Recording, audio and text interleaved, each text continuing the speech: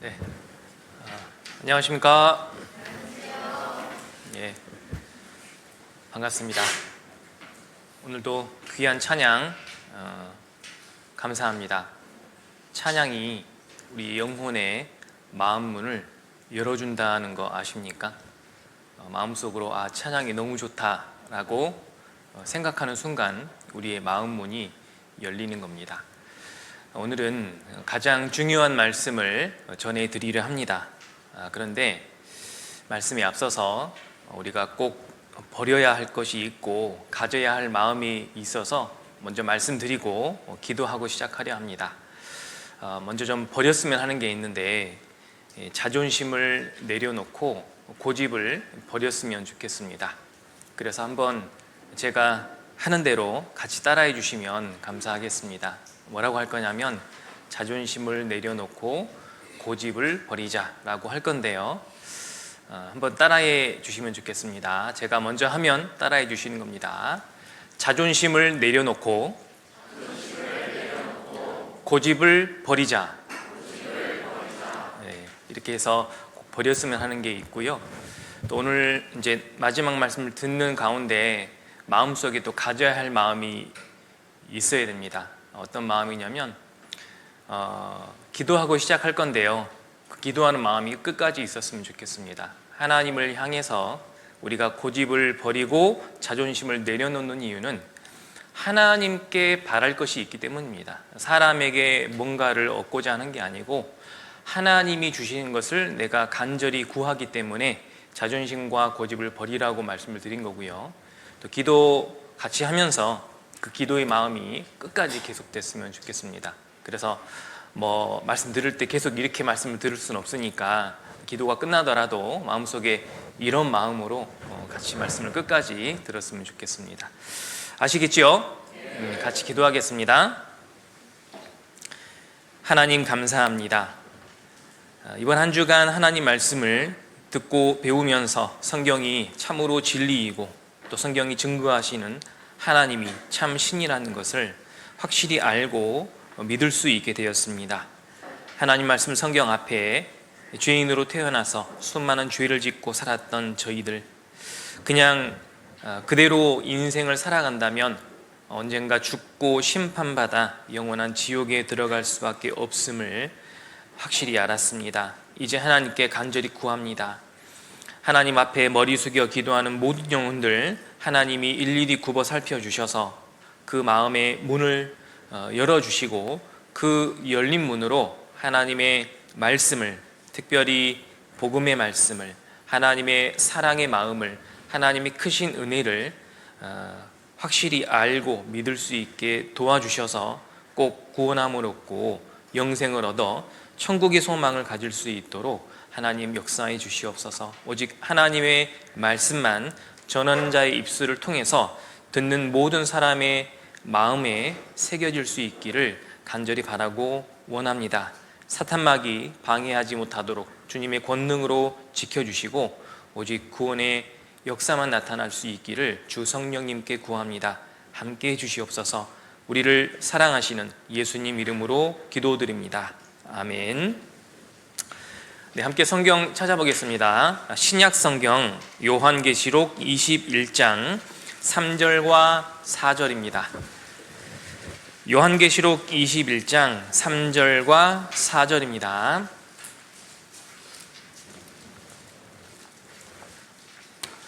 제가 성경에서 좋아하는 말씀 구절 중에 하나입니다. 요한계시록 21장 3절과 4절입니다. 찾으셨으면 3절 4절을 같이 읽겠습니다.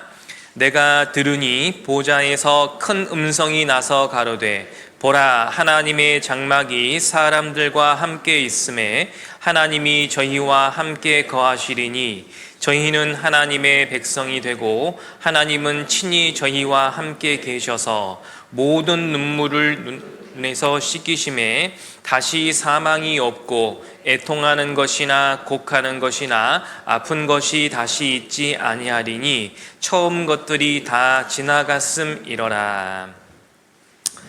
자, 읽으셨던 말씀은 하나님의 장막에 관한 말씀입니다. 즉 하나님의 장막은 하나님의 집이라고 보시면 됩니다. 하나님이 계신 곳이 하나님의 집이잖아요.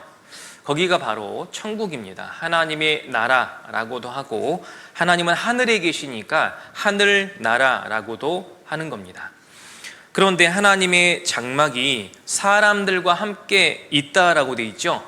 그러니까 하나님과 천국에서 같이 살고 있는 사람들이 있는 겁니다. 그 사람들은 하나님의 백성이 되는 거예요. 그런데 거기서 어떤 모습으로 사느냐면 4절에 말씀하신 것처럼 모든 눈물을 그 눈에서 씻기심에. 자, 이제 천국에서는 우리가 눈물 흘릴 일이 없습니다. 억울해서도 울고, 슬퍼서도 울고, 아파서도 울고, 기뻐서도 우는데, 글쎄요, 기뻐서 우는 게 맞는 걸까요? 기뻐서 우는 이유는 이 기쁨을 얻기 위해서 그동안 고생을 많이 했기 때문에 우는 거 아니겠습니까? 기쁘면 기뻐하겠죠. 자, 그런 눈물을 흘릴 일이 없다 그 말입니다. 그리고 다시 사망이 없고, 이 세상에서 가장 큰 저주가 있다면 그건 사망이에요. 아무리 세상에서 유명하고 잘 나간다 할지라도 죽음이 찾아오면 아무 소용없는 겁니다. 죽음이 가장 큰 저주거든요. 그런데 천국은 다시는 사망이 없습니다. 그리고 애통하는 것도 없고, 곡하는 것도 없고, 아픈 것도 다시 있지 아니하리니. 그러니까 이 세상에 우리가 살면서 죄로 인해 받았던 저주들 있잖아요. 그런 것들이 전혀 없는 곳이 바로 천국이다 그 말입니다. 그리고 그것은 이제 우리가 영생을 얻게 되면 가게 되는 곳이고, 거기는 하나님의 영광을 누리면서 영원토록 복락을 즐기면서 사는 거예요. 행복과 즐거움을 누리면서 영원히 사는 곳입니다. 천국은 바로 이런 곳이에요. 화면 보이십니까? 하나님의 장막 천국, 정말 화려하고 마음이 편안하고 영원한 안식을 할 수 있는 곳. 이것은 모든 질병이 없는 곳입니다. 그래서 영원히 행복하게 사는 곳입니다. 여러분, 이 천국을 여러분들에게 가실 수 있는 선택권을 드린다면 여러분 천국에 가실 겁니까? 안 가실 겁니까? 선택권을 드렸습니다. 돈 필요 없고 아무것도 필요 없습니다. 선택만 하시면 되는 거예요. 여러분, 천국에 가실 거예요? 안 가실 거예요? 안 가실 분 계십니까? 예를 들어서 여러분 혹시 하와이 가보셨습니까? 가보셨어요? 안 가보셨어요? 저도 안 가봤거든요. 하와이를 9박 10일 동안 다녀올 수 있는 항공권과 또 호텔 여비하고 쇼핑할 수 있는 여비하고 모든 음식과 잠자리 모든 일정을 다 공짜로 제공해 드리는 표가 한 장 있다고 합시다. 여러분 그 표를 공짜로 받을 수 있는 기회가 있다면 여러분 받으시렵니까? 안 받으시렵니까? 당연히 받아야지요. 그래서 공짜로 하와이 여행을 9박 10일간 즐길 수 있는 기회가 있다면 갔다 와야죠. 공짜인데. 자, 그래서 하나님은 모든 사람에게 이 천국에 갈 수 있는 선택권을 주시는 거예요. 여러분 오늘 있잖아요. 올바른 선택만 하면 되는 겁니다. 자, 올바른 선택을 하기 위해서는 정확한 지식과 확실한 기준이 있어야 된다 말씀을 드렸거든요. 정확한 지식이 여러분 바로 성경입니다. 성경은 진리이기 때문이에요. 그래서 이 진리의 말씀 성경을 통해서 우리는 올바른 선택을 하면 되는 거예요. 우리는 천국에 갈 수 있는 길이 있고 방법이 있기 때문에 여러분 성경 강연회를 여기 모시고 하고 있는 거예요. 성경에서도 여기 보시면 마태복음 11장 28절 말씀에 보면은요, 수고하고 무거운 짐진 자들아 다 내게로 오라 내가 너희를 쉬게 하리라. 수고하고 무거운 짐 아마 다들 짊어지고 계실 거예요. 자, 내일은 주말이죠. 그 다음 날은 주일이고 그 다음 날은 무슨 날입니까? 이제 뭐 하는 날이죠? 출근하는 날이고 학교 가는 날이죠. 그게 짐인 거예요. 그리고 수고하고 슬퍼하는 가운데 이 세상을 살아왔지 않습니까? 그게 다 짐입니다. 그리고 어제의 말씀을 확인해 보니까 짐이 하나 더 있다는 걸 아셨죠? 그게 바로 죄짐입니다. 이 죄짐을 짊어지고 살았기 때문에 수고와 슬픔 가운데 살았고, 앞으로도 고생하면서 이 죄 때문에 그리고 죽음까지 다다를 수밖에 없고, 그 죄 때문에 결국 영원한 지옥에 갈 수밖에 없는 그 비참한 운명 가운데 있다라는 것을 배웠습니다. 그런데 다 내게로 오라, 하나님께 오라, 그 말입니다. 그동안 교회를 다녔든 안 다녔든, 성경을 알았든 몰랐든, 죄를 많이 지었든 조금 지었든 상관하지 말고 하나님은 다 오라고 했죠.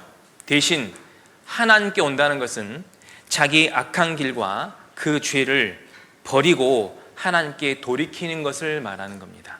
그래서 어제 회개하라고 말씀을 드렸죠. 이제 죄악된 길을 버리고 하나님께 그 길을 돌이키면 하나님은 내가 너희를 쉬게 하리라 라고 약속하신 거예요. 하나님은 우리 모두에게 하나님께 돌이키면 우리에게 편히 쉴 수 있는 안식을 주시겠다라고 약속하셨는 겁니다.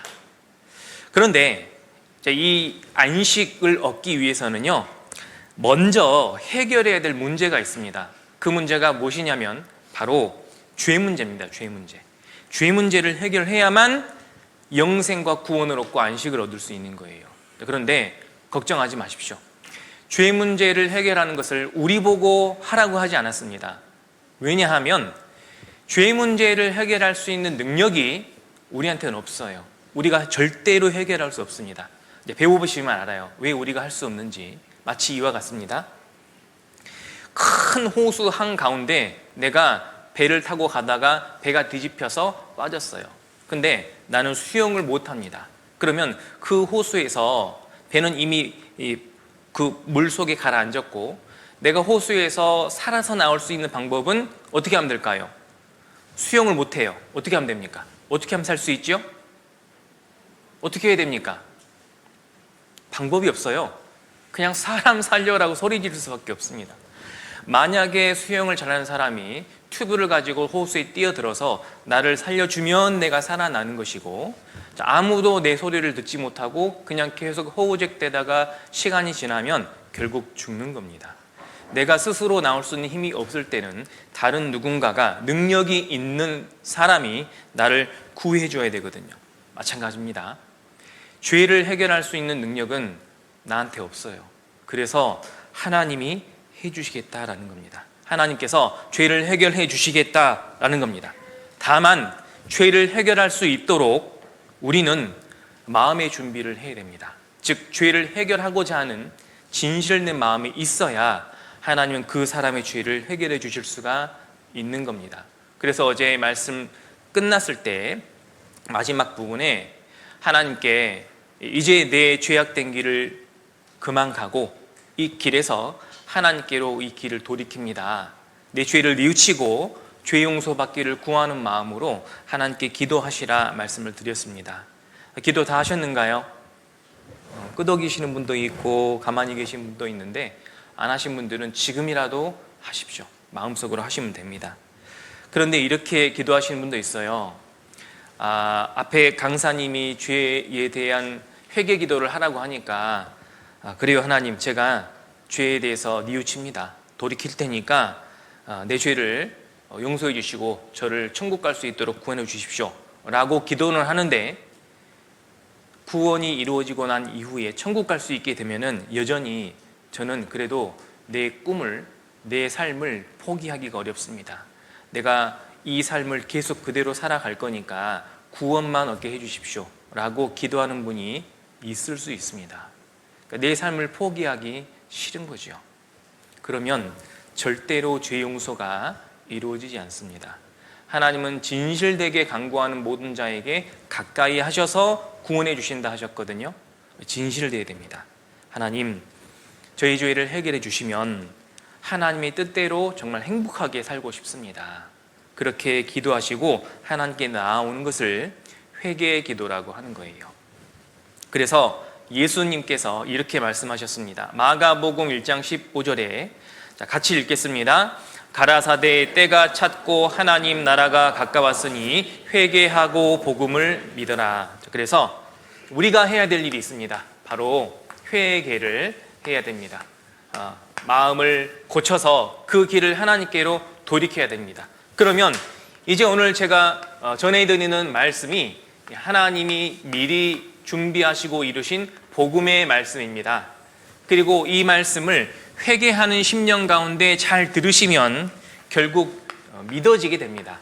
믿어질 수밖에 없습니다.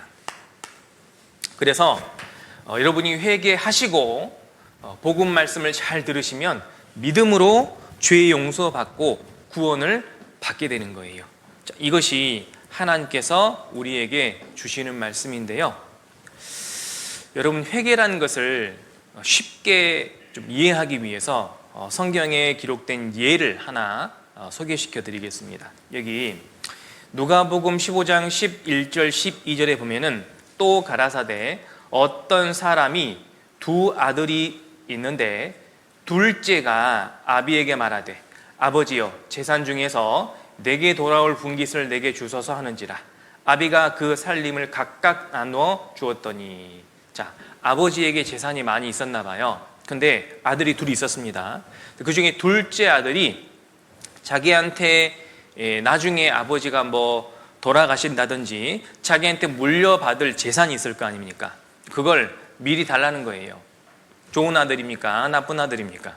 아버지 지금 멀쩡하게 살아계시는데 그 유산을 미리 달라는 거예요. 그런데 아비가 그 살림을 각각 나눠줬죠. 자, 그 살림을 받아가지고 이 둘째 아들이 집을 나갔어요. 어떻게 살았을까요? 여기 보면은 그 후 며칠이 못 되어 둘째 아들이 재물을 다 모아가지고 먼 나라에 가 거기서 허랑방탕하여 그 재산을 허비했습니다. 자, 어떻게 살았습니까? 허랑방탕하게 살았어요. 그래서 그 재산을 허비했는데 다 써버렸습니다. 다 없이 한 후에 그 나라에 크게 흉년이 들어 저가 비로소 궁핍하게 된지라. 그러니까 쉽게 말하면 돈 다 쓰고 그 나라가 흉년이 돼가지고 거지가 된 거예요. 딱 거지가 됐는데 이제 돼지가 먹는 그 아주 하찮은 열매도 주는 사람이 없을 정도로 비참한 운명이 돼버린 겁니다. 여러분이라면 어떻게 하시겠습니까? 어떻게 하시겠습니까? 이 둘째 아들이 생각해보면 내가 아버지 집에 있을 때는 재산이 없어도 아버지 집에 있는 종들도 배불리 먹고 살았는데 내가 신세가 이게 뭐냐 라면서 한탄을 했습니다. 결국은 이 아들이 어떤 마음을 품었냐면요, 아버지께 돌아가자라는 마음을 품었습니다. 여기 보면은 내가 일어나 아버지께 가서 이르기를 아버지여 내가 하늘과 아버지께 죄를 얻었사오니, 자, 마음속에 아버지께 돌아가야겠다라고 결심하면서 뭐라고 했냐면 내가 죄를 얻었습니다. 자기의 죄를 인정한 거예요. 이제 철이 들었죠.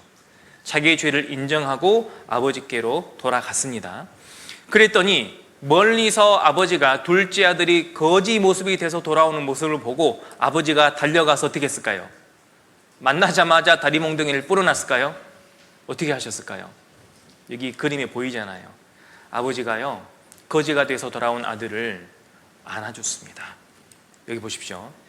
이에 일어나서 아버지께로 돌아가니라. 아직도 상거가 먼데, 아들과 아버지의 거리가 서로 먼데 아버지가 멀리서 저를 보고 측은히 여겨 달려가 목을 안고 입을 맞추니.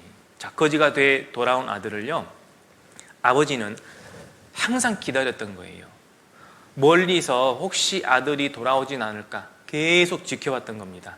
상거, 서로의 거리가 멀었는데 아버지가 달려왔다는 것은 아버지가 평상시에 아들이 올 것을 기대하고 항상 기다렸다는 뜻이에요. 그래서 멀리서 아들이 오니까 아들 걸음걸이랑 똑같거든요. 달려가서요, 아들을 안아주고 목을 안고 입을 맞추고 이 거지 옷 다 벗겨버리고 깨끗한 옷으로 목욕시키고 다 입혀가지고요, 집에 있는 아주 좋은 짐승을 잡아가지고 잔치를 열었습니다. 이 내 아들을 잃었다가 다시 찾았다, 이 생명을 잃어버렸는데 다시 찾았다라고 하면서 기쁘게 잔치를 하셨습니다. 하나님은 이 말씀을 통해서요, 우리를, 그리고 각 사람을 이렇게 기다리신다라고 우리에게 가르쳐 주시는 겁니다. 자, 우리도 그동안 사실은 하나님을 떠나서 살아왔던 거예요. 원래 하나님의 영광에 이를 수 있는 사람인데 하나님을 떠나서 죄 가운데 죄를 지으면서 살아왔던 겁니다. 이제 그 죄악된 길을 버리고 우리도 하나님께 길을 돌이켜야 돼요. 내 죄를 인정하고 하나님께 돌이키는 겁니다. 그러면 하나님은 100% 구원해 주십니다. 그래서 디모데전서 2장 4절에 보면은 하나님은 모든 사람이 구원을 받으며 진리를 아는 데 이르기를 원하시느니라. 하나님은 여기 계신 모든 사람도 구원받기를 원하셔요. 그리고 놀라운 것은 하나님은 이 구원을 어떻게 이루시는지 아십니까? 놀랍게도 하나님 말씀, 성경으로 이 말씀을 이루셔요. 여기 마태복음 5장에 보면은요, 5장 18절에 이런 말씀이 있어요. 진실로 너희에게 이르노니 천지가 없어지기 전에는 율법의 1.1획이라도 반드시 없어지지 아니하고 다 이루리라. 하나님은 이 성경의 말씀을 기록해 놓으시고요, 이 말씀을 그대로 이루시는 분입니다. 만약에 이 기록된 말씀을 이루시지 않는다든지 이뤘다고 해놓고 나중에 돌이키게 되면은요, 성경은 거짓말이고 하나님은 불의한 분이 되는 거예요. 근데 하나님은 성경 말씀 단 하나도 거짓말이 없고요, 하나님이 기록하신 이 율법의 1.1획이라도 반드시 없어지지 아니하고 다 이루시는 거예요. 하나님은 우리가 구원을 받을 수 있도록 모든 일을, 필요한 것을 다 이루시는 분입니다. 자, 이제 이 죄 문제를 해결할 수 있도록 하나님께 간절히 구하는 마음으로 성경 말씀을 들으시면 하나님은 내 죄 문제를 해결해 주시고 구원해 주시고 영생을 주셔서 영원한 천국에 갈 수 있도록 해 주실 겁니다. 자, 그러면 어떻게 하면 죄 문제를 해결할 수 있느냐? 그 문제가 해결되어야 되는 거거든요. 여기요, 하나님과 나 사이에 문제가 되는 것은 딱 하나입니다. 그게 바로 죄인 거예요. 이사야 59장 2절에 보면은 오직 너희 죄악이 너희와 너희 하나님 사이를 내었고 너희 죄가 그 얼굴을 가리워서 너희를 듣지 않으시게 함이니. 자, 너희 죄입니다. 너희 죄. 너희 죄가 너희와 너희 하나님 사이를 내었어요. 그래서 내가 하나님께로 가고 싶어도 갈 수 없는 것이고 하나님도 나를 천국 그냥 보내주고 싶지만 할 수 없는 거예요. 죄 때문입니다. 죄가 나와 하나님 사이를 가로막은 거예요. 이 죄가 나와 하나님의 관계를 깨버린 겁니다. 그럼 여러분 뭘 해결해야 될까요? 죄만 해결하면 되는 거예요. 예를 들어서 남편과 아내가 서로 사랑해서 결혼을 해서 잘 살고 있다가 남편이 아내한테 죄를 지었습니다. 거짓말을 했어요. 아내가 남편이 한 거짓말을 눈치채버렸습니다. 서로 부부싸움 하겠죠? 싸워가지고 이제 남편이 잘못했다, 죄송했다, 이제 이렇게 이야기하면서 이제 풀어야 될 거 아니에요. 그런데요, 이걸 풀려고 생각하지 않고 그냥 선물만 사주려고 하고, 앞으로 내가 그냥 잘한다고 하고, 실제적으로 왜 거짓말을 했는지, 무엇 때문에 거짓말을 했는지 이 문제는 해결하지 않고 선물로만 아내의 마음을 풀려고 하면 여러분 풀릴까요? 안 풀릴까요? 안 풀립니다. 그 근본적인 죄를 해결하지 않으면 아내와 남편의 관계가 절대 좋아지지 않는 거예요. 근본적인 그 죄를 아내한테 고백하고 그걸 해결해야 관계가 다시 회복되는 겁니다. 마찬가지입니다. 하나님과 나 사이에 죄가 가로막고 있는데 사람들은 죄 문제를 해결하려고 하지 않고 다른 방법으로 하나님께 나아가려고 하는 거예요. 예를 들면 보세요. 착한 일을 많이 해가지고 천국 가려고 하는 거예요. 여러분, 저도 착하게 살았거든요. 제 얼굴을 보니까 딱 보니까 착하게 생겼잖아요. 그죠? 그래서 착하게 살았어요. 그 착하게 살았으니까 혹시 하나님이 착한 사람은 천국 보내고 나쁜 사람은 지옥 보내신다면 나 같은 사람은 천국 가지 않을까, 그렇게 생각을 했었거든요. 그런데 알고 보니까 착한 일 한다고 천국 가는 건 아니에요. 왜? 죄가 있잖아요. 자, 돈 많으면 천국 갈 수 있습니까?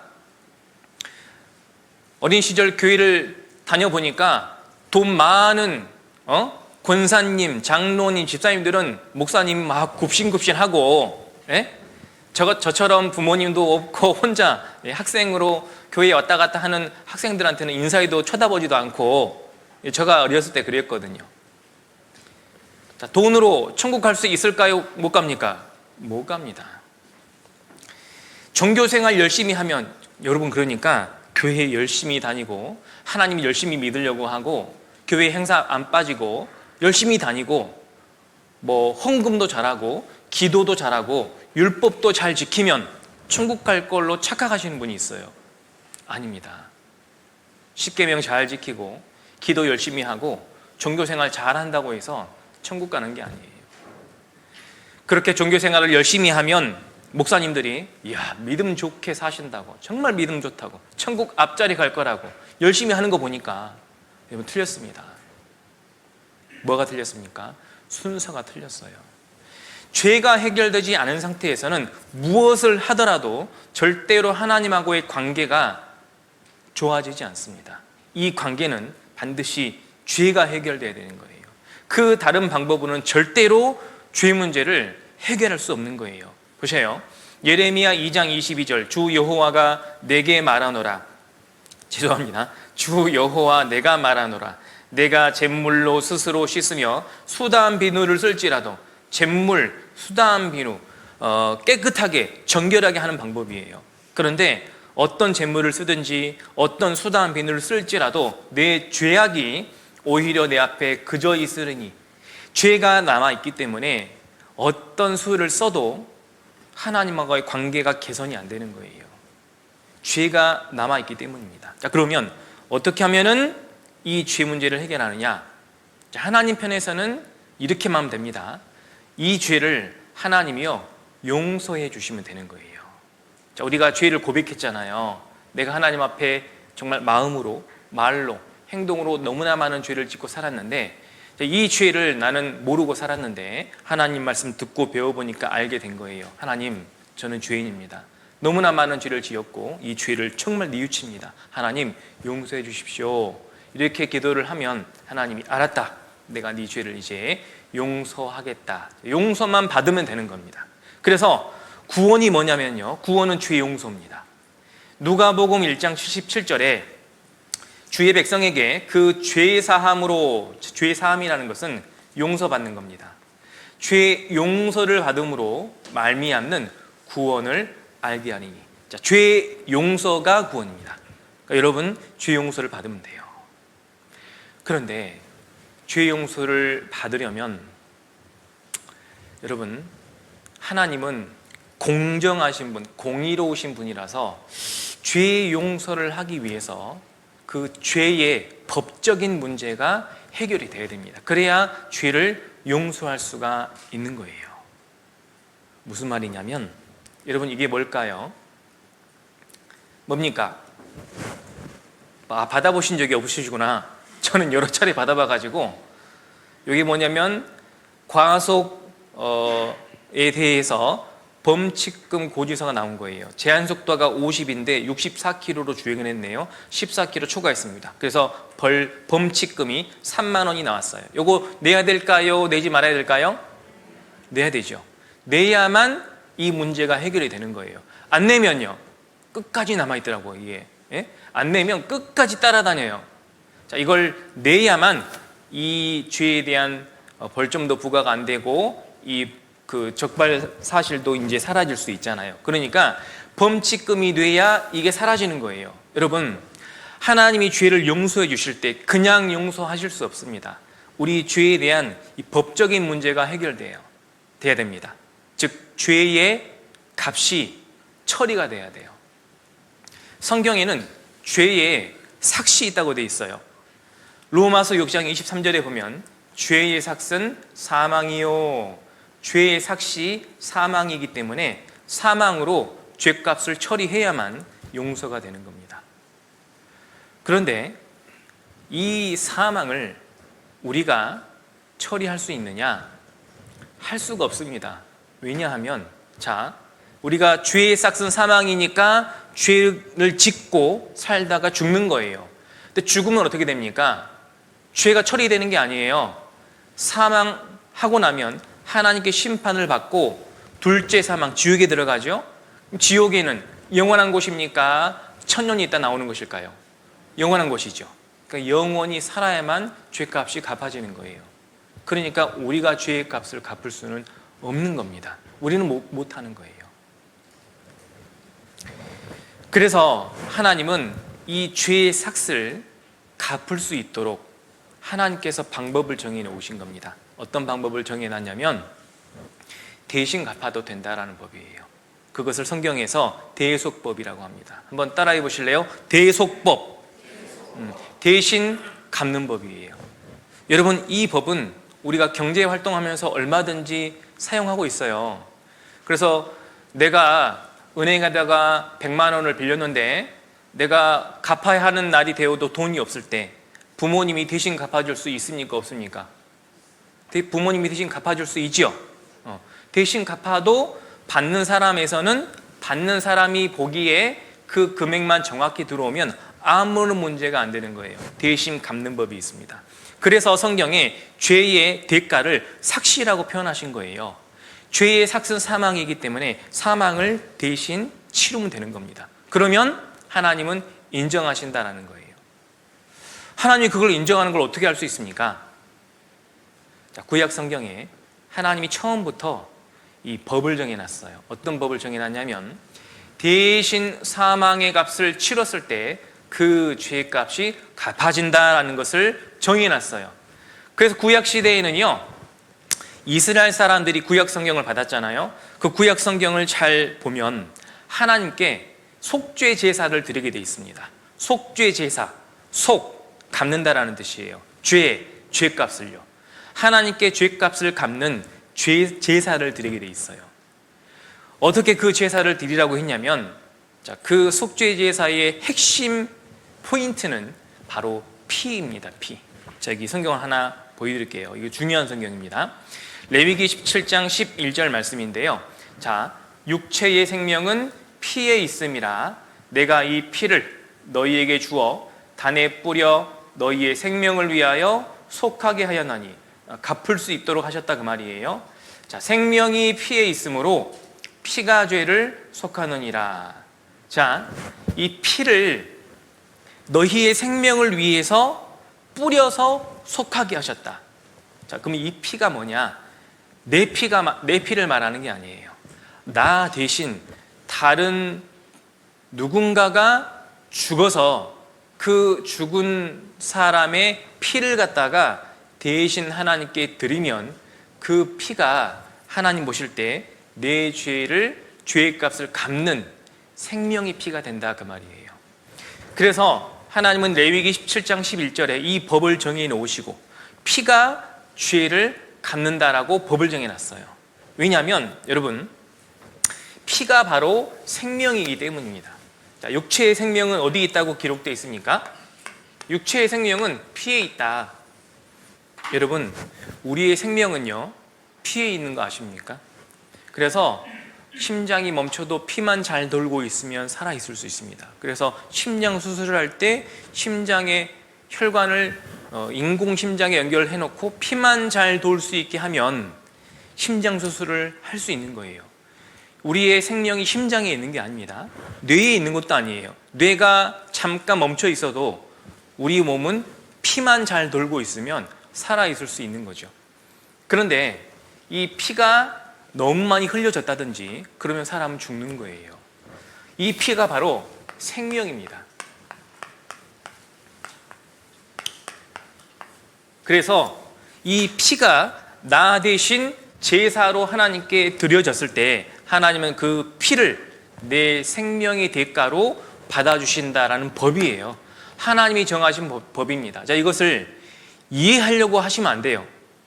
이해하는 법이 아닙니다. 하나님이 정해놓으신 법이라고요. 그래서 이스라엘 사람들은요, 이 당시에 이 속죄 제사를 드렸는데 뭘로 속죄 제사를 드렸는가 한번 확인해 보시죠. 여기 한번 보세요. 자, 대속법입니다. 대신 속죄할 속, 갚는다라는 거예요. 그 빚이나 죄를 대신 갚는 법입니다. 그래서 과거에 이스라엘 사람들은요, 이제 자기가 죄 지은 게 생각이 나잖아요. 이렇게 죄 지은 게 생각이 나면 하나님께 제물을 가지고 갑니다. 여러분 지금 뭘 가지고 가고 있습니까? 양을 가지고 가 있죠. 양이나 염소나 숫소나 이런 짐승을 가지고 가는 거예요. 가지고 가서요, 이 제사의 예식 순서가 이렇습니다. 이걸 가지고 가서 제사장에게 보여줘요. 이제 제사장은 먼저 양을 잘 살펴요. 흠이 있는 양이면 안 됩니다. 흠이나 점이 있는, 다리가 하나 잘려졌다든지 귀가 하나 없다든지 흠이 있는 양은 안 돼요. 아주 깨끗하고 정결한 양이어야 됩니다. 그래서 양을 잘 살펴요. 자, 그래서 양이 깨끗하다 그러면 뭘 하게 하냐면 안수를 하게 합니다. 자, 이 죄인이 양에게 안수를 하게 하는 거예요. 안수가 뭐냐면, 안수는 전가한다, 옮긴다라는 거예요. 안수는 옮기는 거예요. 그래서 죄인이 양에게 안수를 하면 무엇이 옮겨지는 거냐면 바로 죄가 옮겨지는 거예요. 이 사람의 죄를 이 양에게 옮긴다라는 뜻입니다. 그래서 원래 사람이 시커맸는데 양이 시커멓게 변했잖아요. 양이 이 사람의 죄를 짊어졌다라는 뜻이에요. 그래서 이 사람이 죽어야 되는데 양이 대신 죽는 겁니다.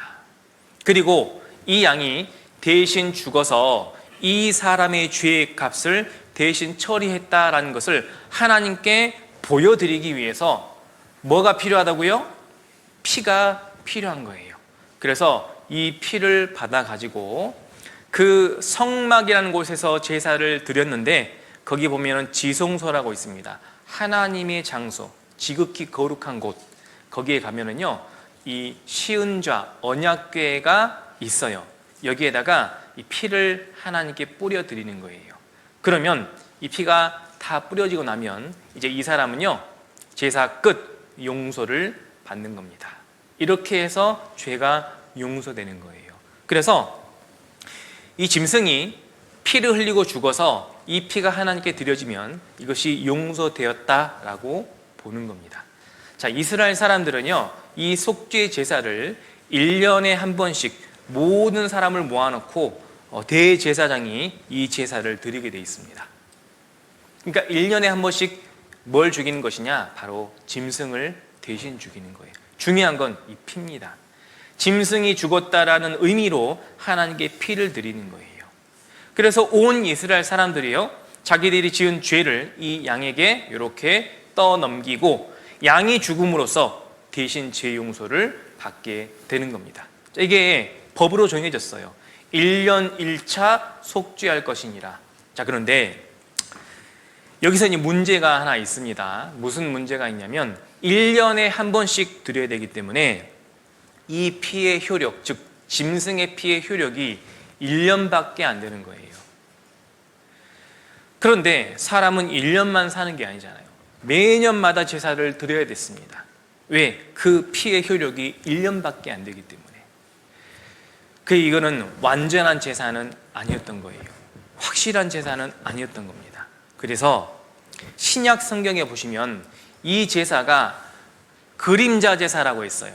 여기 히브리서 10장 1절에 보면은요, 율법은, 여기서 말하는 율법은 구약시대 제사법을 말하는 겁니다. 이 제사법은 장차오는 좋은 일의 그림자요, 참 형상이 아니라고 돼 있죠. 그래서 해마다 1년마다 늘 드리는 바 같은 제사로는 나아오는 자들을 언제든지 온전케 할 수 없느니라. 그러니까 짐승 제사로는 사람의 죄를 온전케 처리할 수 없다, 그 말이에요. 그럼 도대체 짐승으로 왜 제사를 지내라고 하신 겁니까? 그것은 그림자이기 때문에 참 형상이 있을 것을 바라보고 짐승 제사를 드린 거예요. 여기 그래서 4절에 설명하는 내용이 나오거든요. 이는 황소와 염소의 피가, 즉 짐승의 피입니다. 짐승의 피로는 능히 죄를 없이 하지 못함이니라. 자, 그래서 짐승으로 할 수 없는 그 일을 누가 해야 되냐면, 여러분, 사람이 해야 되는 겁니다. 사람이 죄를 지었기 때문에 사람의 생명을 대신해서 피로 바쳐야 되는 거예요. 그런데 사람이 필요한데 죄 있는 사람은 안 됩니다. 아까 양을 검사할 때 흠 없는 양이 필요하다고 했잖아요. 그게 뭘 의미하냐면 흠이 있다는 것은 죄로 보는 거예요. 흠이 있다, 죄가 있다는 것은 그 죄로 자기의 죄값도 치르지 못하기 때문에 다른 사람의 죄값을 어떻게 대신 갚겠느냐 그 말이에요. 그러니까 사람의 죄값을 대신 처리하려면 우리에게 죄 없는 사람이 필요한 거예요. 죄 있는 사람은 안 됩니다. 그래서 내 죄값을 대신 갚아주기 위한 여러분 죄 없는 사람이 필요한 거예요. 우리 주변에 죄 없는 사람이 있을까요, 없을까요? 죄 없는 사람 있습니까? 없습니다. 아무리 찾아도 죄 없는 사람 찾기가 어려워요. 불가능합니다. 그래서 하나님이요, 우리 모든 사람을 위해서 죄 없는 사람을 예비해 주신 거예요. 자, 히브리서 10장 5절. 그러므로 세상에 임하실 때 가라사대 하나님이 제사와 예물을 원치 아니하시고 짐승의 제사와 짐승의 예물을 원치 아니하셨다라는 뜻이에요. 오직 나를 위하여 한 몸을 예비하셨도다. 하나님께서 한 몸을 예비하시고 준비하셨어요. 여러분, 그분이 누구냐면 바로 예수 그리스도입니다. 하나님이 하늘에서 예수 그리스도를 이 땅에 보내주신 거예요. 그래서 예수님이 이 땅에 오셔서 자기 자신을 뭐라고 소개했는지 아십니까? 이렇게 소개했어요. 예수께서 가라사대, 요한복음 14장 6절입니다. 내가 곧 길이요 진리요 생명이다. 나로 말미암지 않고는 아버지께로 올 자가 없느니라. 즉 예수 그리스도를 통해서만 아버지 하나님께로 갈 수 있다 그 말이에요. 여러분, 예수님이 길입니다. 즉 하나님께로 가는 길인데요, 예수님이 전해주시는 이 진리의 말씀을 통해서 우리는 예수님이 주시는 생명을 얻게 됩니다. 이것이 바로 영원한 생명이에요. 이 영원한 생명을 얻어서 하나님께 가는 길로 들어서는 겁니다. 예수님은 죄인을 구원하시려고 이 세상에 오신 거예요. 여러분, 디모데전서 1장 15절 말씀을 화면을 보시고 같이 읽겠습니다. 미보다 모든 사람이 받을 만한 이 말이여, 그리스도 예수께서 죄인을 구원하시려고 이 세상에 임하셨다 하였도다. 죄인 중에 내가 귀손이라. 자, 예수님은 죄인을 구원하시려고 이 세상에 오셨습니다. 여러분, 예수님이 누구를 구원하시려고 오셨다고요? 누구를 구원하시려 오셨습니까? 죄인이죠? 죄인은 누구를 가리키는 겁니까? 죄인 중에 내가 괴손이라. 여러분, 그래서 예수님은요, 나 같은 죄인을 구원하시려고 이 세상에 오신 거예요. 쉽게 말하면 내 죄를 해결해 주시기 위해서, 내 죄값을 대신 갚아주시기 위해서 이 세상에 오신 겁니다. 그래서 내 죄를 해결해 주실 수 있는 분은요, 이 세상에서 딱 한 분입니다. 예수 그리스도 뿐인 거예요. 다른 사람은요, 절대로 내 죄를 없이 할 수 없습니다. 이 세상의 어떤 종교도 사람의 죄 문제를 해결해 주실 분은 아무도 없어요. 오직 예수 그리스도만 우리 죄를 없앨 수 있습니다. 여러분, 왜 그럴까요? 예수님은 하나님께서 하늘에서 보내신 독생자, 하나밖에 없는 아들이에요. 즉 하나님의 아들이 이 땅에 오신 겁니다. 그리고 예수님은요, 태어나실 때 어떻게 태어난 줄 아십니까? 마리아라는 여인이 요셉과 약혼했어요. 정혼, 결혼하기로 정해놓고 아직 첫날 밤을 안 보냈어요. 그런데 첫날 밤을 안 보냈는데 임신을 해버렸네요. 어떻게 된 겁니까? 석도 위반한 겁니까? 아닙니다. 성령께서 잉태하게 하셨어요. 즉 남자의 씨를 받지 않고 마리아에게서 생명이 탄생한 거예요. 즉 아담의 씨, 죄의 씨를 받지 않고 태어난 겁니다. 그렇기 때문에 예수님은 태어날 때부터 죄성이 없었어요. 그래서 사시는 동안 죄를 한 번도 안 지었습니다. 성경은요, 보십시오. 요한일서 3장 5절에 그가 우리 죄를 없이 하려고 나타내신 바 된 것을 너희가 아나니, 바로 예수님에 대한 말씀이죠. 그에게는 죄가 없느니라. 자, 예수님은 죄가 없으신 분이에요. 즉 나의 죄를 대신 갚아주실 제물로 전혀 흠이 없으신 분입니다. 그리고요, 성경에 다른 이로서는 구원을 얻을 수 없나니, 다른 사람으로서는 절대로 구원을 얻을 수 없습니다. 천하 인간의 구원을 얻을 만한 다른 이름을 우리에게 주신 일이 없음이니라. 오직 예수 그리스도를 통해서만 우리는요 구원을 얻을 수 있는 겁니다.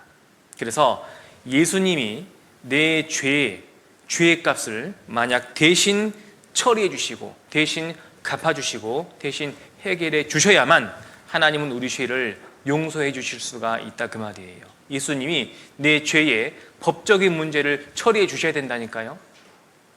내 죄의 값을, 죄의 삭을 갚아 주셔야만 내 죄가 용서되는 거예요. 예수님 그 일을 하려고 오신 겁니다. 자, 이제 예수님이 나를 위해, 나의 구원을 위해 정말 어떻게 내 죄의 값을 처리해 주셨는지, 하셨는지 못 하셨는지, 다 하셨는지 남겨두셨는지, 요거를 우리 하나님 말씀을 통해서 확인만 하면 되는데요, 이 확인하는 이 말씀 굉장히 중요한 말씀이니까 구약성경 1033페이지 이사야 53장 6절 찾으시고요. 자, 이제 얼마 안 남았습니다. 끝까지 말씀을 듣는데 최선을 다하셨으면 좋겠습니다. 또 최선을 다하는 닭을 한번 보시고, 닭도 이렇게 최선을 다하는데 우리도 한번 최선을 다해봤으면 좋겠습니다.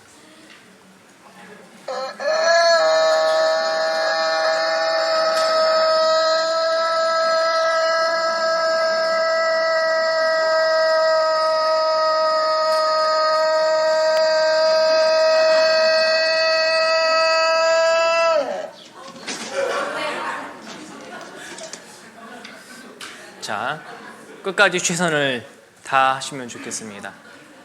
자, 성경 말씀 이사야 53장 6절 말씀을 같이 찾았는데요, 중요한 말씀이니까 같이 읽어보겠습니다.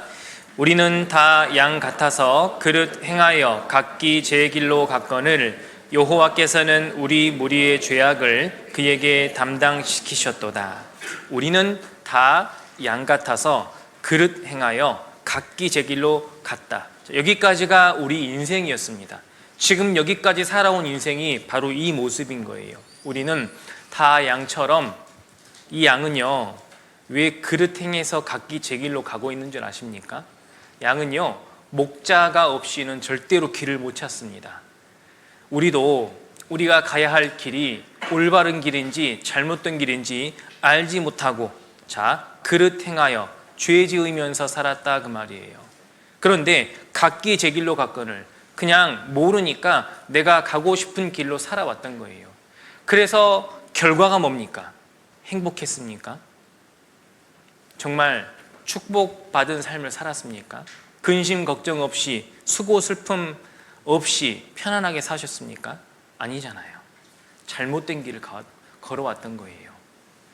그런데 여호와께서는, 하나님은 이 모든 것을 다 아시고 우리 무리의 죄악을 그에게 담당시키신 거예요. 하나님께서 이 문제를 해결해 주시는 겁니다. 그렇게 해결해 주시기 위해서 가장 먼저 하신 일이 뭐냐면 바로 우리 무리의 죄악을 그에게 담당시킨 거예요. 이 말씀에서 우리는 이 말씀을 받는 사람을 가리키는 겁니다. 이 말씀을 우리 모두가 지금 읽고 받았기 때문에 우리 무리의 죄악을 하나님은 그에게 담당시킨 거예요. 담당시켰다라는 건요, 여기 화면을 보시면 떠넘기다, 책임을 지우다라는 것이죠. 자, 아까 양에게 안수하면서 그 죄가 떠넘겨졌던 거 기억나시죠? 하나님은 그 일을 하신 겁니다. 그렇다면 여기서 그가 누구냐? 그는 하나님이 이제 앞으로 700년 뒤에 보내실 예수 그리스도를 가리키는 거예요.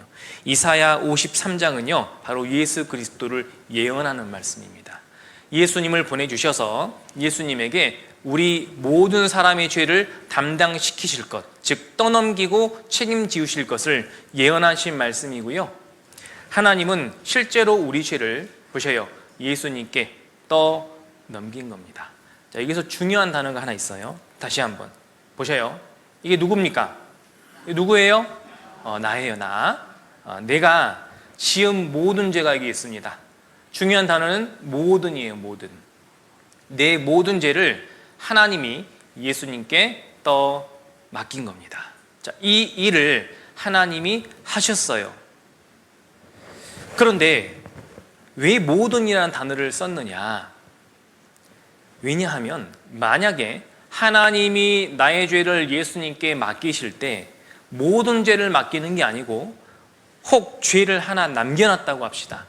그러면 모든 죄는 다 처리해 주셨는데 죄가 하나 남아있다면 그 죄 때문에 지옥에 가는 거예요. 그 죄값이 처리되지 않았기 때문에 죄의 용서가 완벽하게 이루어질 수가 없는 거예요. 그래서 하나님은 반드시 모든 죄를 예수님께 넘겨야 되는 겁니다. 그래서 모든 죄가 넘어간 거예요. 여기 보세요. 하나님은 어떻게 내 모든 죄를 넘길 수 있느냐? 하나님은요, 전지하신 분이죠. 모든 것을 다 알고 계셔요. 여기 시편 139편 1절 2절 말씀에 보면 여호와여 주께서 나를 감찰하시고 아셨나이다. 하나님은 항상 나를 감찰하고 계셔요. 항상 지켜보고 계신다는 말이에요. 심지어 내 마음과 생각까지. 그래서 내가 앉고 일어섬을 아시고 멀리서도 나의 생각을 통촉하시오며 3절 4절에도 나의 길과 눕는 것을 감찰하시며 나의 모든 행위를 익히 아시오니 여호와여 내 혀의 말을 알지 못하시는 것이 하나도 없으시니이다. 그러니까 하나님은 내 말, 내 행위, 내 생각 모든 것을 다 알고 계시는 거예요. 그러니까 쉽게 말하면 내가 지은 죄를 하나님은 다 알고 계신다 그 말입니다. 그래서 혹 내가 죄를 기억하지 못하더라도 내가 죄를 짓고 나서 잊어버렸을지라도 하나님은 모든 죄를 다 아시니까 그 죄를 하나도 빠짐없이 모든 죄를 예수님께 맡긴 겁니다. 여러분 이해되셨어요? 모든 죄를 예수님께 맡긴 겁니다. 자, 이 일을 내가 했다고요? 하나님이 했다고요? 여호와께서 하신 거예요. 이제 이게 이해 안 되시는 분은 내 입장에서 생각하니까 그런 거예요. 어떻게 내 죄가 내가 지었는데 예수님께 넘겨질 수가 있느냐? 내가 이해하려고 하면 안 됩니다. 하나님이 그렇게 하신 거예요. 그렇게 해야만 내 죄값이 갚아지니까 그런 거예요. 그래서 하나님이 내 모든 죄를 예수님께 맡긴 겁니다. 자, 그러면 실제 예수님이 오셔서 아까 예언의 말씀이었는데 실제 예수님이 오셔서 정말 내 죄를 담당하셨다는 걸 어떻게 알 수 있습니까? 이제 말씀을 통해서 확인하는 겁니다. 그래서 요한복음 1장 29절에 보면은요, 이런 말씀이 있습니다. 보라, 세상 죄를 지고 가는 하나님의 어린 양이로다. 하나님의 어린 양이라는 말은 하나님이 준비하신 제물이다 그 말이에요. 아까 구약시대 이스라엘 사람들이 자기 죄를 속죄하기 위해서 가장 많이 가지고 갔던 짐승이 양입니다. 양. 그러니까 하나님이 어린 양을 준비했다 그 말은 하나님이 내 죄를 위한 제물을 준비했다라는 것이고 내 죄뿐만 아니라 여기 무슨 죄라고 돼 있죠? 세상 죄라고 돼 있잖아요. 자, 그러니까 하나님이 세상 죄를 위해서 제물을 준비했는데 그가 바로 예수 그리스도입니다. 그런데 예수님이 세상 죄를 지고 가고 있다라고 돼 있죠? 예수님은 세상 죄를 지고 가고 있는데 세상 죄가 뭐냐? 세상 죄는 인류 역사의 시작부터 끝까지 세상 모든 사람의 모든 죄를 가리키는 겁니다. 그러니까 아담으로부터 시작해서 아브라함은 물론이고 지금 우리 시대의 모든 사람 그리고 앞으로 태어나 이 인류가 끝나는 날까지 마지막에 죽을 그 사람까지 인류에서 처음부터 끝까지 존재하는 모든 사람을 가리키는 겁니다. 그 사람들이 지은 모든 죄, 그것을 세상 죄라고 하는 거예요. 자, 그러니까 여기서 세상 죄는 앞으로 태어날 사람들이 앞으로 미래에 지을 죄까지 포함되어 있습니까? 안 되어 있습니까? 포함되어 있을까요? 안 되어 있을까요? 세상죄에는 포함이 되어 있습니다. 왜냐하면 우리가 볼 때는 아직 태어나지 않은 사람들의 죄는 아직 발생되지 않은 죄라고 볼 수밖에 없거든요. 우리 입장에서는. 그런데 하나님의 입장에서는 그렇지 않습니다. 하나님은 그러니까 맨 처음에 아담을 창조하셨을 때 그 과거가 하나님 앞에는 그냥 현재인 거예요.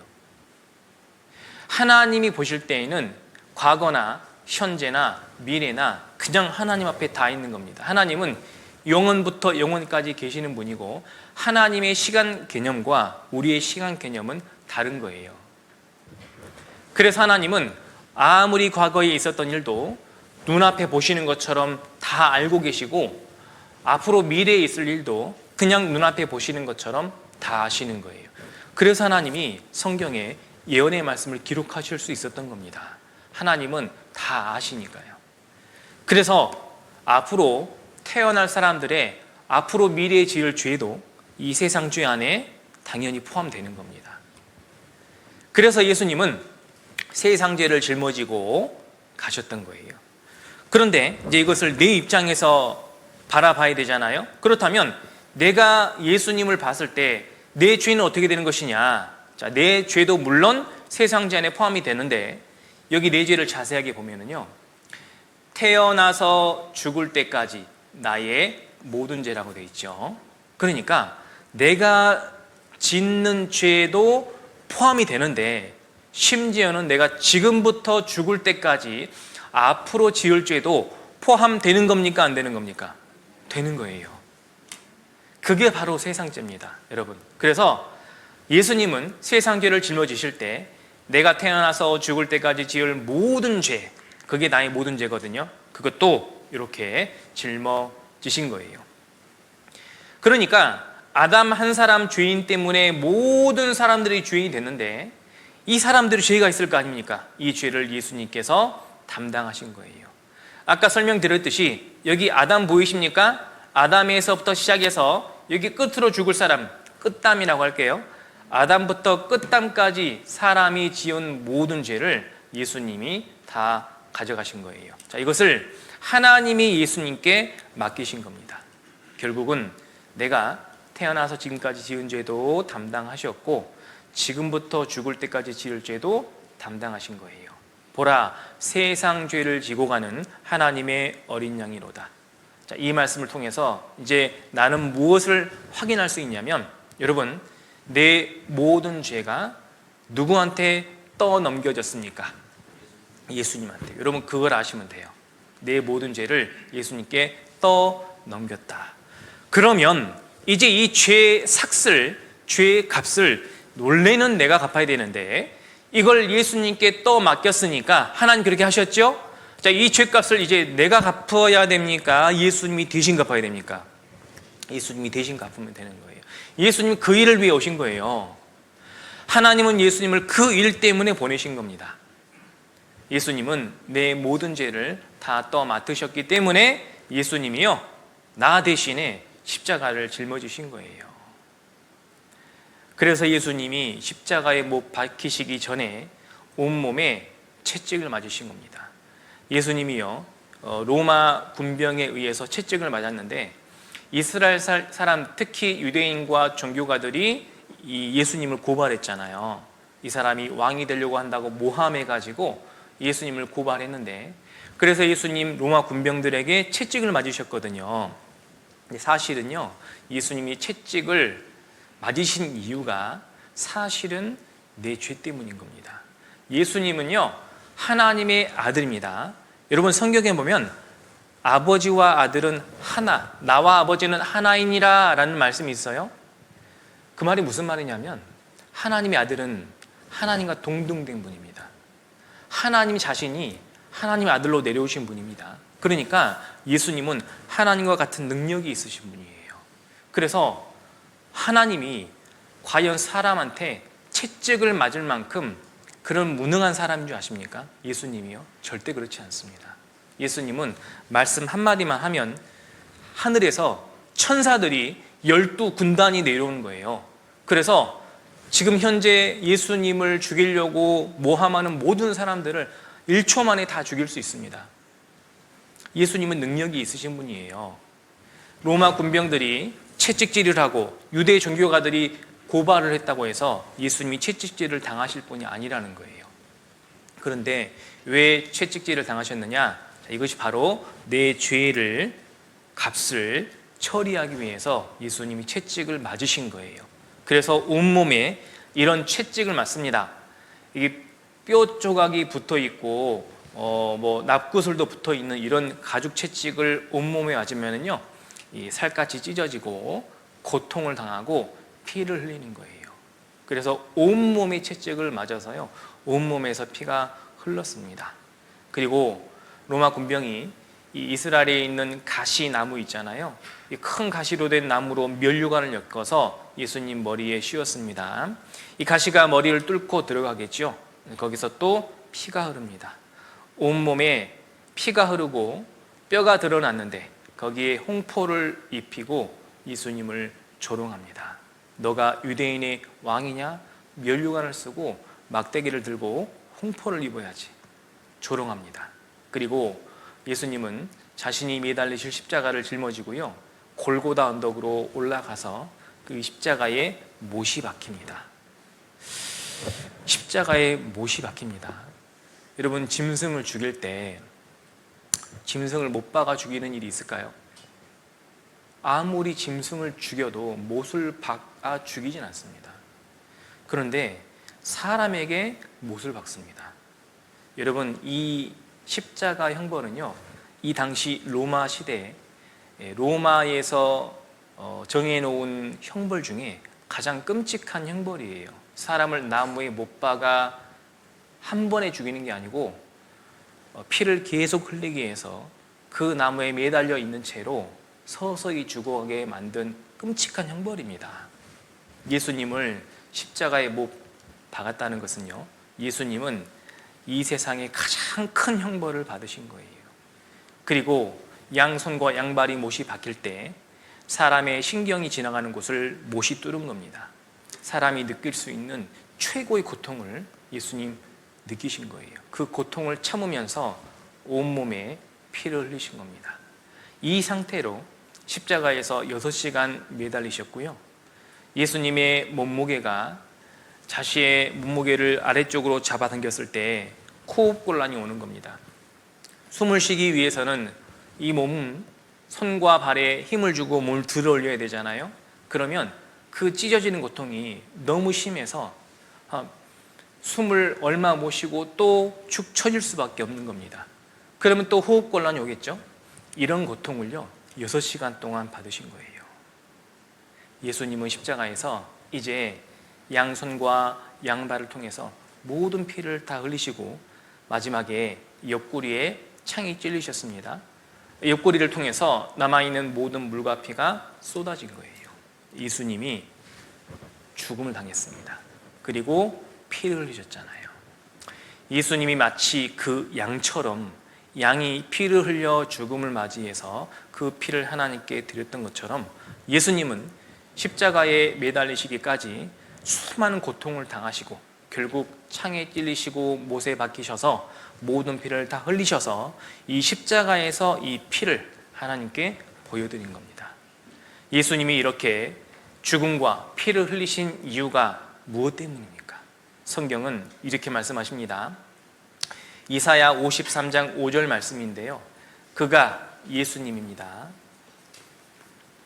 예수님이 찔림은 우리의 허물을 인하며 예수님이 상함은 우리의 죄악을 인함이라. 예수님이 징계를 받음으로 우리가 평화를 누리고 예수님이 채찍이 맞음으로 우리가 나음을 입었도다. 이게 이사야 53장, 즉 예수님이 이 세상에 오시기 700년 전 말씀이에요. 앞으로 700년 후에 예수님이 오셔서 우리의 허물과 우리의 죄악 때문에 찔리시고 상하시고 징계받고 채찍에 맞을 것을 예언하신 말씀이에요. 그래서 무엇이 이루어지느냐? 예수님이 찔리고 상하고 징계받고 채찍에 맞음으로써 우리가 하나님과의 평화를 누리게 되는 거고요, 우리가 죽을 병, 지옥 갈 죽을 병에서 나음, 병 고침을 얻게 되는 겁니다. 요한복음 19장 30절 같이 찾겠습니다. 요한복음 19장 30절입니다.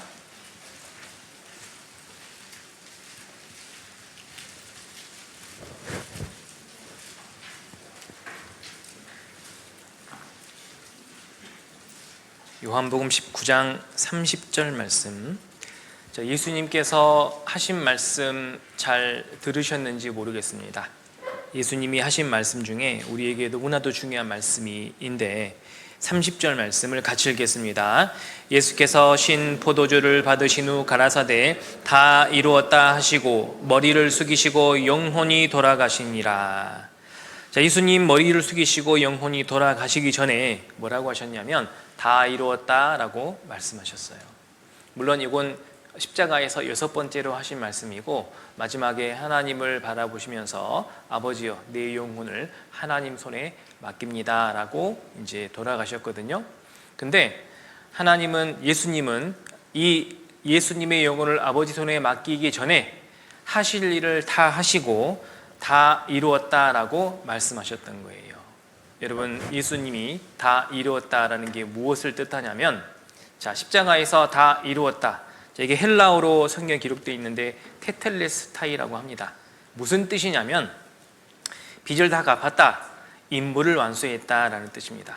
그렇다면 종합해 보면 예수님은 빚, 즉 내가 갚아야 할 내 죄의 삭을 내가 못 갚으니까 예수님이 대신 짊어지셨죠. 그래서 예수님이 갚으셔야 할 내 죄의 삭을 갚으셨다라는 겁니까? 안 갚으셨다라는 겁니까? 갚으셨다라는 거예요. 빚을 다 갚는 일을 완수했다. 그 일을 하러 오신 거거든요. 예수님은 내 죄의 삭을 대신 처리하는 일을 뭘로 갚으셨냐면 예수님의 피로 또 예수님의 죽으심으로 갚으신 겁니다. 죄의 삭은 사망이요, 예수님이 대신 죽으셨죠. 육체의 생명은 피에 있음이라, 피가 죄를 속하느니라. 바로 예수님 십자가에서 피를 흘려주심으로써 내 죄의 삭을 갚아주셨는데, 여러분 다 갚으셨습니까? 50%만 갚았을까요? 덜 갚으셨을까요? 성경에 예수님이 뭐라고 하셨습니까? 다 갚으셨다라고 하셨습니다. 그 말씀이 바로 다 이루었다라는 거예요. 예수님이 다 이루었다라고 하신 것은 우리 죄값을 다 처리했다 그 말입니다. 법적으로 아무 문제 없도록 예수님이 해결 다 해 놓으셨다라는 거예요. 이게 너무나도 중요한 말씀입니다. 그래서 예수님은 다 이루었다 하실 때 하나님도 이 말씀 들으셨을까요? 안 들으셨을까요? 하나님도 이 말씀을 들으신 거예요. 하나님도 들으셨고 우리도 이 말씀을 몰랐는데 성경을 통해서 이제 알게 된 겁니다. 다 이루었다라는 사실을 알았기 때문에 이제 죄에 대해서 우리가 법적인 문제를 해결할 필요가 없는 거예요.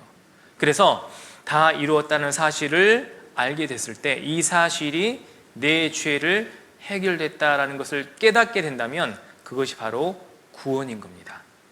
보세요.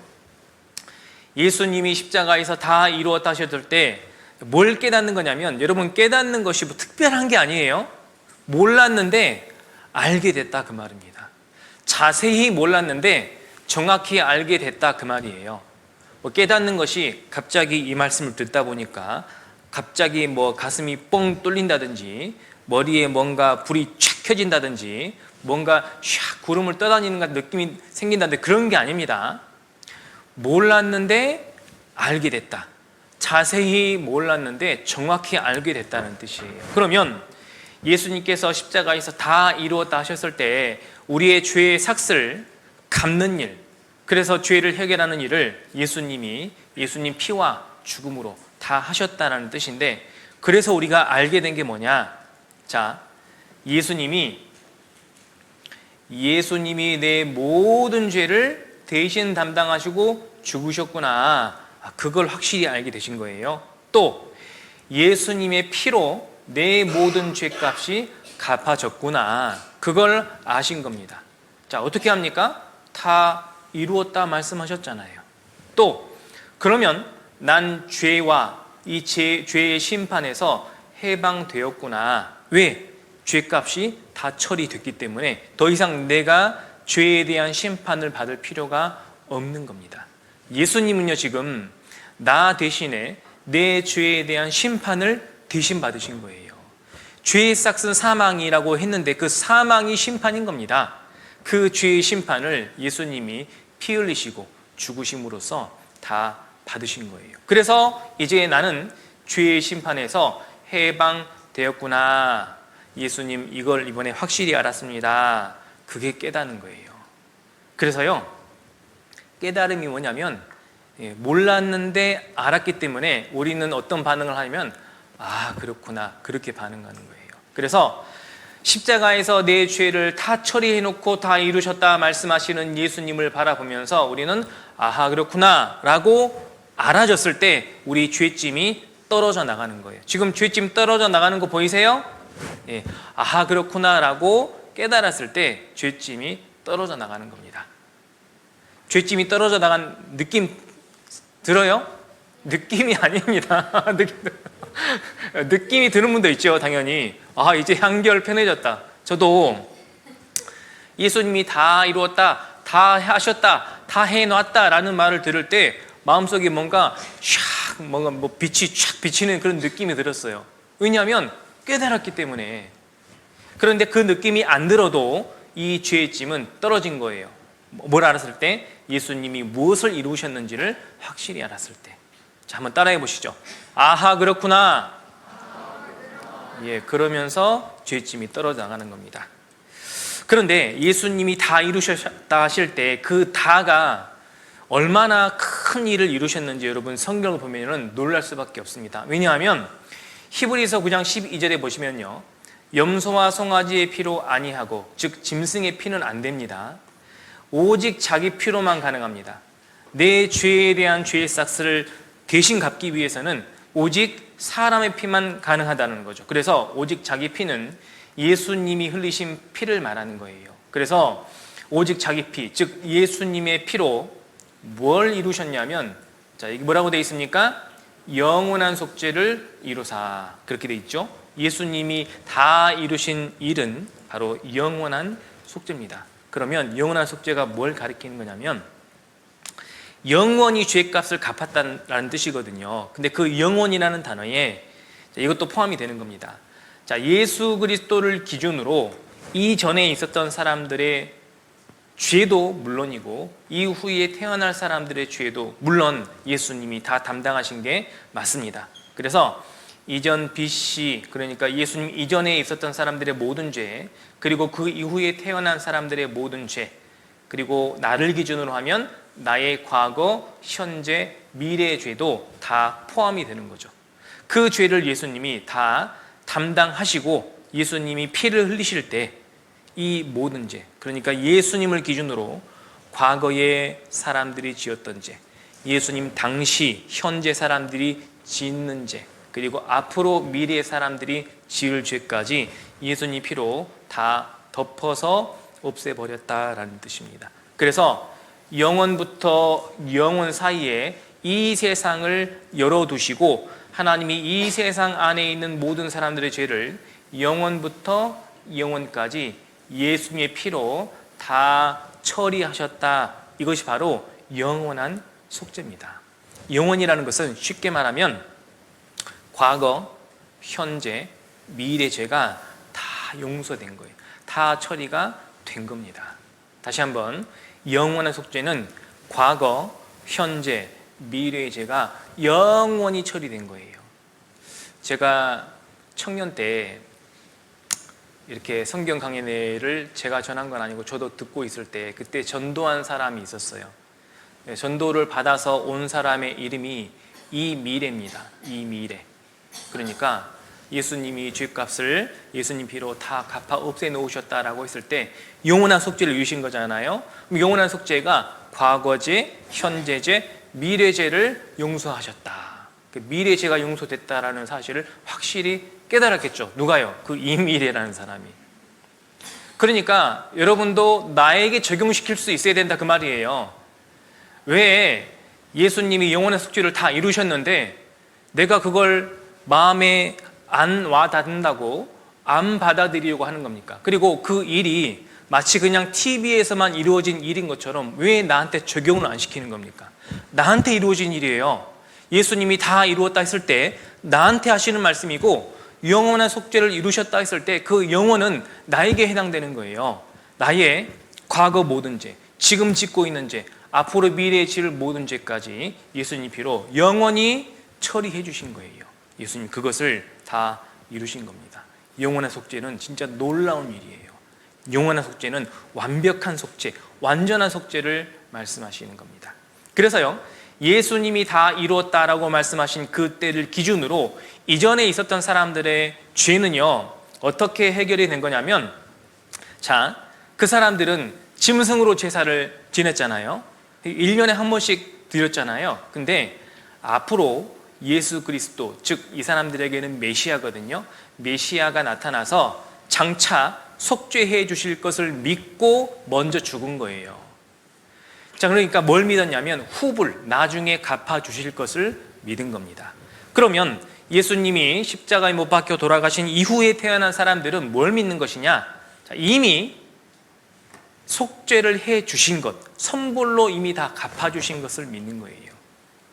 그래서 역사 속에 존재하는 모든 사람들은 후불과 선불을 믿고 구원을 받는 겁니다. 자, 우리는 신약 시대를 살고 있고 2000년 전에 예수님이 다 이루셨다 말씀하셨거든요. 그럼 우리는 뭘 믿는 겁니까? 2000년 전에 예수님 십자가에서 피 흘려 죽으실 때 다 이루었다 하셨을 때 내 죄도 이미 영원히 다 처리되었다, 죄값이 갚아졌다라는 것을, 그걸 믿는 겁니다. 예수님은 그 영원한 속죄를 이루신 거예요. 그래서 우리가 믿는 진리가 뭐냐?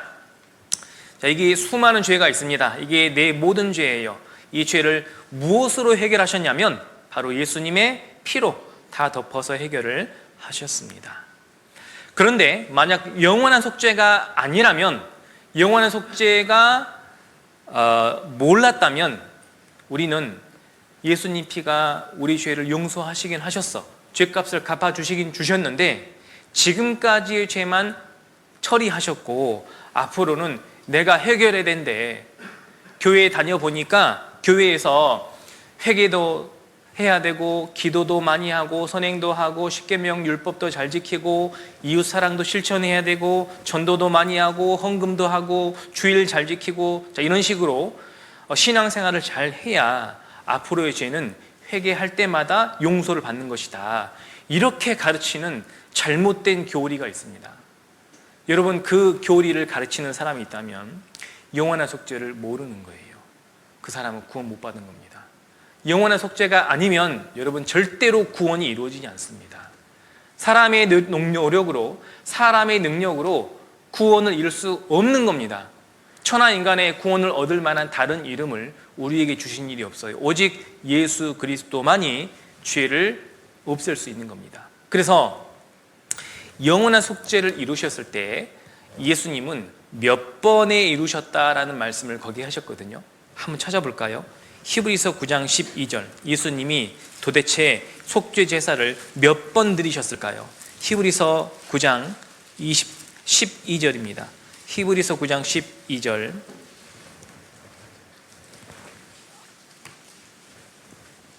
히브리서 9장 12절. 자, 아까 찾았던 말씀인데 중요한 말씀이니까 같이 읽겠습니다. 염소와 송아지의 피로 아니하고 오직 자기 피로 영원한 속죄를 이루사 단번에 성소에 들어가셨느니라. 자, 몇 번이라고 되어 있습니까? 단번입니다. 단번에 성소에 들어가셨다. 그 말은 성소는 하나님 계신 곳에 올라가신 거예요. 그리고 또 다시 제사 드릴 필요가 없는 겁니다.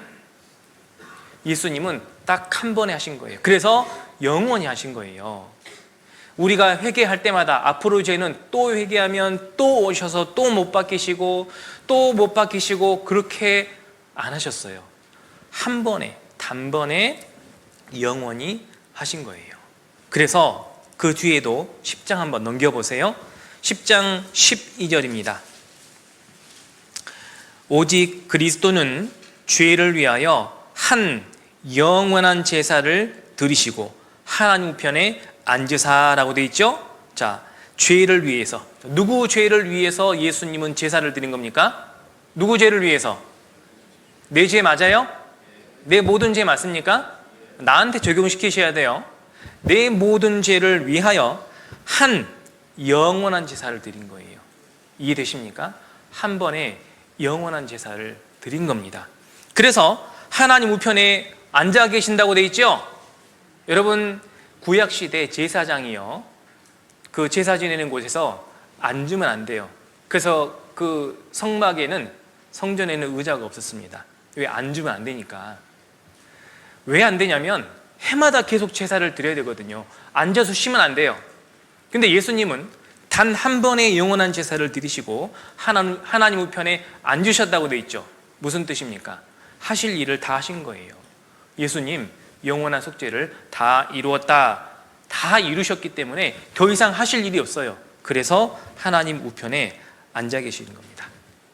이것을 하나님이 이루신 거예요. 그러니까 화면 보세요. 이렇게 하신 겁니다. 내 모든 죄를, 지금까지의 죄만 없앤 게 아니고 모든 죄에 대한 죄값을 완벽하게 처리하신 거예요. 그래서 내가 지은 죄, 앞으로 지을 죄, 내가 생각할 때 작은 죄, 큰 죄, 어떤 분들은요, 모르겠습니다. 얼마나 큰 죄를 지어서 그런지는 모르겠지만 내 죄는 너무 커서 이 죄는 그냥 용서가 안 될 것 같다라는 분들이 계셔요.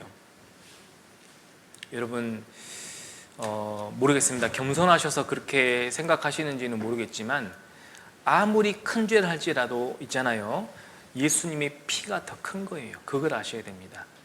아무리 큰 죄를 지었다 할지라도 그 죄값보다 예수님의 피값이 훨씬 큰 거예요.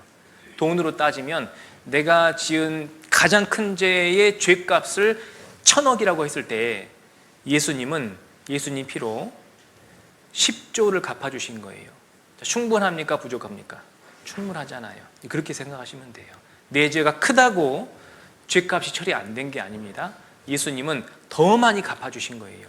그래서 알고 지은 죄, 모르고 지은 죄, 마음으로 지은 죄, 행동으로 지은 죄, 생각나는 죄, 잊어버린 죄, 이게 내 모든 죄입니다. 내 모든 죄를 예수님 피로 완벽하게 덮어서 없애놨습니다. 내 죄에 대한 죄값을 다 처리하셨어요.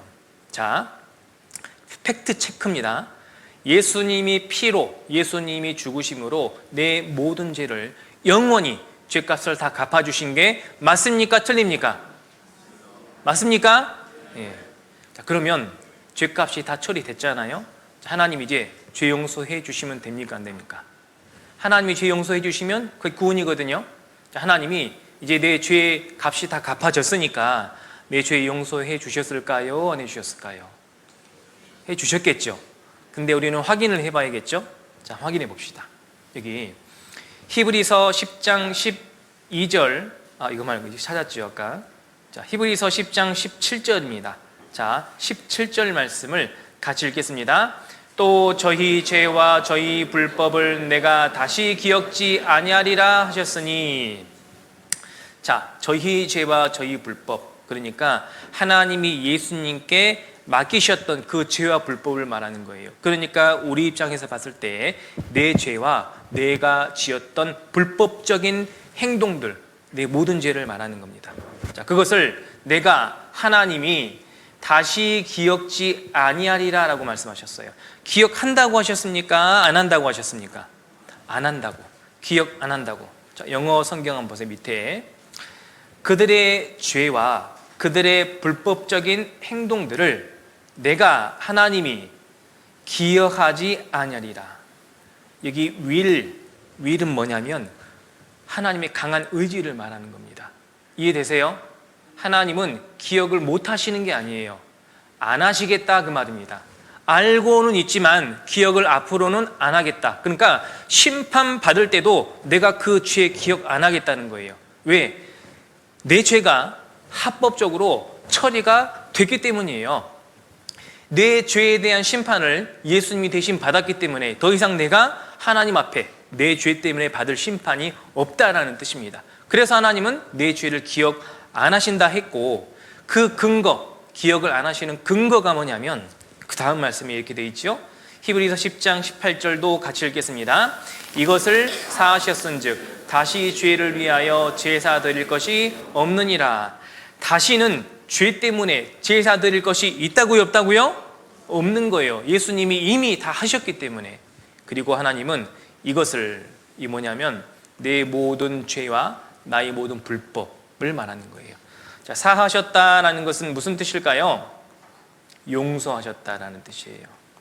자, 죄 용서, 죄 사함으로 말미암는 구원이라고 했죠. 그러니까 내 죄를 용서받으면 구원받은 거예요. 자, 내 죄와 불법을, 여기 저희 죄와 저희 불법을 내가 다시 기억지 아니하리라. 하나님이 내 죄와 내 불법을 기억 안 하신대요. 바로 예수님의 피가 내 죄값을 다 갚았기 때문입니다. 그래서 내 죄를 어떻게 하신 거냐면 보십시오. 사해 주신 거예요. 여러분, 하나님이 내 죄를 용서해 주셨습니까? 아직 안 해주셨습니까? 용서해 주신 게 맞습니까? 아닙니까? 맞는 거예요. 여기 사하셨다라고 말씀하셨잖아요. 그러니까 우리는 어제까지는 잘 몰랐는데 오늘 확실히 알게 된 것, 예수님이 다 이루셨대요. 뭘 다 이루셨냐면 영원한 속죄를 다 이루셨답니다. 즉 내 모든 죄를, 과거, 현재, 미래, 이 모든 죄를 영원히 죄값을 다 갚아주신 거예요. 그리고 하나님은 그걸 보시고 내 죄를 용서하시면서 이제는 내 죄를 기억하지 않을 것이다 라고 말씀하신 거예요. 우리는 이것을 알게 된 겁니다. 자, 이것이 바로 구원이에요. 하나님께 죄 용서 받으셨으니까 구원을 받은 거예요. 그리고 이렇게까지 말씀을 해주셨는데 그래도 또 뭔가 안 믿어지시고 뭔가 안 믿으려고 하는 분 때문에 예수님은요, 십자가에 못 박혀 돌아가셨잖아요. 그런데요, 예수님은 3일 만에 다시 살아나셨어요. 여러분, 예수님이 십자가에 못 박혀 돌아가시고 이제 예수님이 이 무덤의 장사가 됐거든요. 그런데 3일 만에 예수님이 부활하신 사건이 있었습니다. 예수님이 이제 십자가에 못 박히시고 난 다음에, 죽으신 다음에 십자가에 내려서 무덤, 이제 이스라엘 무덤은 땅을 파는 게 아니라 굴을 파는 거거든요. 굴 속에 넣어놓고 그 문을 닫아놨어요. 그런데 나중에 가서 보니까 이 돌문은 열려 있고 안에 들어가 보니까 예수님 시체가 없어졌어요. 성경에 그렇게 기록되어 있고 역사적인 사실입니다. 어떻게 된 겁니까? 예수님은 3일 만에 부활하신 거예요. 왜 부활하시는지 아십니까? 여기요, 이날 곧 안식 후 첫날 저녁 때 제자들이 유대인들을 두려워하여 모인 곳에 문들을 닫았더니 예수께서 오사 가운데 서서 가라사대 너희에게 평강이 있을지어다. 이 말씀을 하시고 손과 옆구리를 보이시니 제자들이 죽을 보고 기뻐하더라. 여러분, 손과 옆구리를 왜 보여주신지 아세요? 손에 못이 박혔고 옆구리에 창이 찔리셔서 불과 3일 전에 돌아가신 그분이 지금 살아계신 거예요. 뭡니까? 살아나신 겁니다. 그걸 보고 기뻐한 거예요. 예수님이 살아나셨다라는 것은 뭘 의미하는 거냐면, 보세요, 이걸 의미합니다. 여기 보시면 예수님이 손에 못자국을 보여주고 있죠? 제자들이 기뻐하고 있잖아요. 왜 기뻐했느냐? 자, 사도행전 17장 31절, 이는 정하신 사람으로 하여금 천하를 공의로 심판할 날을 작정하시고 이에 저를 죽은 자 가운데서 다시 살리신 것으로 모든 사람에게 믿을 만한 증거를 주셨음이라 하시니라. 자, 예수님 죽은 자 가운데서 다시 살아나셨습니다. 그 말은 예수님이 이루신 일이 하나님이 인정할 수 있는 확실한 증거다 그 말이에요. 믿어도 된다 그 말입니다. 우리가 믿어도 되는 말씀이다 그 말이에요. 그래서 하나님 앞에 갔을 때 너는 무엇을 믿고 여기 심판 자리에 나왔느냐? 나는 예수님이 십자가에서 영원한 속죄를 다 이루신 것, 예수님 피로 내 모든 죄를, 과거, 현재, 미래 모든 죄를 영원히 다 처리해 주신 것, 그거 믿습니다. 그걸 믿을 수 있도록 예수님을 살려주신 거예요. 3일 만에 부활하게 하신 겁니다. 그래서 예수님이 부활하셨기 때문에 예수님은 하나님의 아들로 인정되셨고 예수님이 이루신 일이 실제 이루어진 일이라는 증거가 되는 거예요. 여러분, 예수님은요 실제 살아나신 역사적인 사실이 있습니다. 예수님의 부활은 역사적인 사건이에요. 여러분 팩트 체크 좋아하잖아요. 팩트 1, 예수님은 십자가에 못 박혀 죽은 후에 무덤이 묻혔습니다. 팩트 2, 예수의 무덤은 빈 무덤으로 발견되었습니다. 그래서 이 로마 유대 많은 사람들이 종교가들이요, 이 무덤을 지키고 있었던 그 군병들에게 돈을 주면서 예수님의 제자들이 훔쳐갔다고 해라 소문을 퍼뜨리게 만들었던 거예요. 그 말은 예수님의 무덤이 실제로 비어 있었다는 증거입니다. 그리고 팩트 3, 이제 아까 예수님 제자들이 예수님을 만났잖아요. 그리고 주를 보고 기뻐했죠. 왜 문들을 닫고 방에 모여 있었는지 아셔요? 자기들이 따르던 선생님이 십자가에 못 박혀 죽었습니다. 자, 그를 따르던 제자들 목숨이 위태로웠겠죠. 그래서 두려워서 모여 있었던 거예요. 그런데 살아계신 예수님이 문들을 다 닫았는데 중간에 나타나셨어요. 사람의 몸이 아니었던 겁니다. 신령한 몸으로 나타나셔서 그들에게 손에 못자국과 옆구리의 창자국을 보여주셨어요. 살아나셨다는 걸 확실히 보여주셨죠? 그걸 보고 제자들이 어떻게 했습니까? 기뻐했어요. 그때 깨달은 겁니다. 예수님이 살아계실 때 말씀하셨던 모든 말씀이 진리구나. 그리고 결국 예수님이 십자가에서 못 박혀 돌아가신 그 이유를 우리처럼 깨달은 거예요. 그리고 기뻐했던 겁니다. 그래서 그 이후에 예수님의 제자들 뿐만 아니라 예수님을, 부활하신 예수님이요, 많은 사람을 만나 주셨습니다. 만나는 사람마다 뭘 믿었습니까? 예수님이 진짜 하나님의 아들이시고 예수님이 이루신 일이 바로 영원한 속죄가 맞는 거구나. 그걸 깨닫는 거예요. 그래서 부활한 예수님을 만났다고 주장하는 사람들이 부활 이후에 급격하게 변화된 삶을 살았습니다. 급격하게 변했어요. 죽음을 두려워하던 사람이요, 죽음을 각오하고 예수 그리스도의 부활을 전하면서 살았습니다. 그게 증거가 되는 거예요. 누가 돌을 옮겼는가? Who moved the stone? 이라는 책 읽어보셨습니까? 한번 읽어보셔요. 영국의 저널리스트 프랭크 모리스라는 사람이요, 제가 읽어드릴게요. 예수 그리스도의 생애 중 마지막 며칠에 대해 사람들이 지나치게 어리석은 믿음을 가지고 있다고 생각한 프랭크 모리슨이, 그는 부활을 비롯한 이 시기의 사건들이 한낱 신화에 지나지 않는다는 것을 밝히기 위한 추적을 시작했습니다. 그러나 그가 지배한 탐색 끝에 써낸 책은 처음의 목적과는 전혀 다른 책이었습니다. 부활의 허구성이 아니라 진실성을 입증하는 책을 쓰게 된 것입니다. 허구성을 밝히기 위해서 책을 쓰기 시작했는데 결론은 그 책을 다 못 쓰고 그 사실성, 즉 부활의 사실성을 입증하는 책을 쓰게 되었다. 부활은 사실이다, 그 말이에요.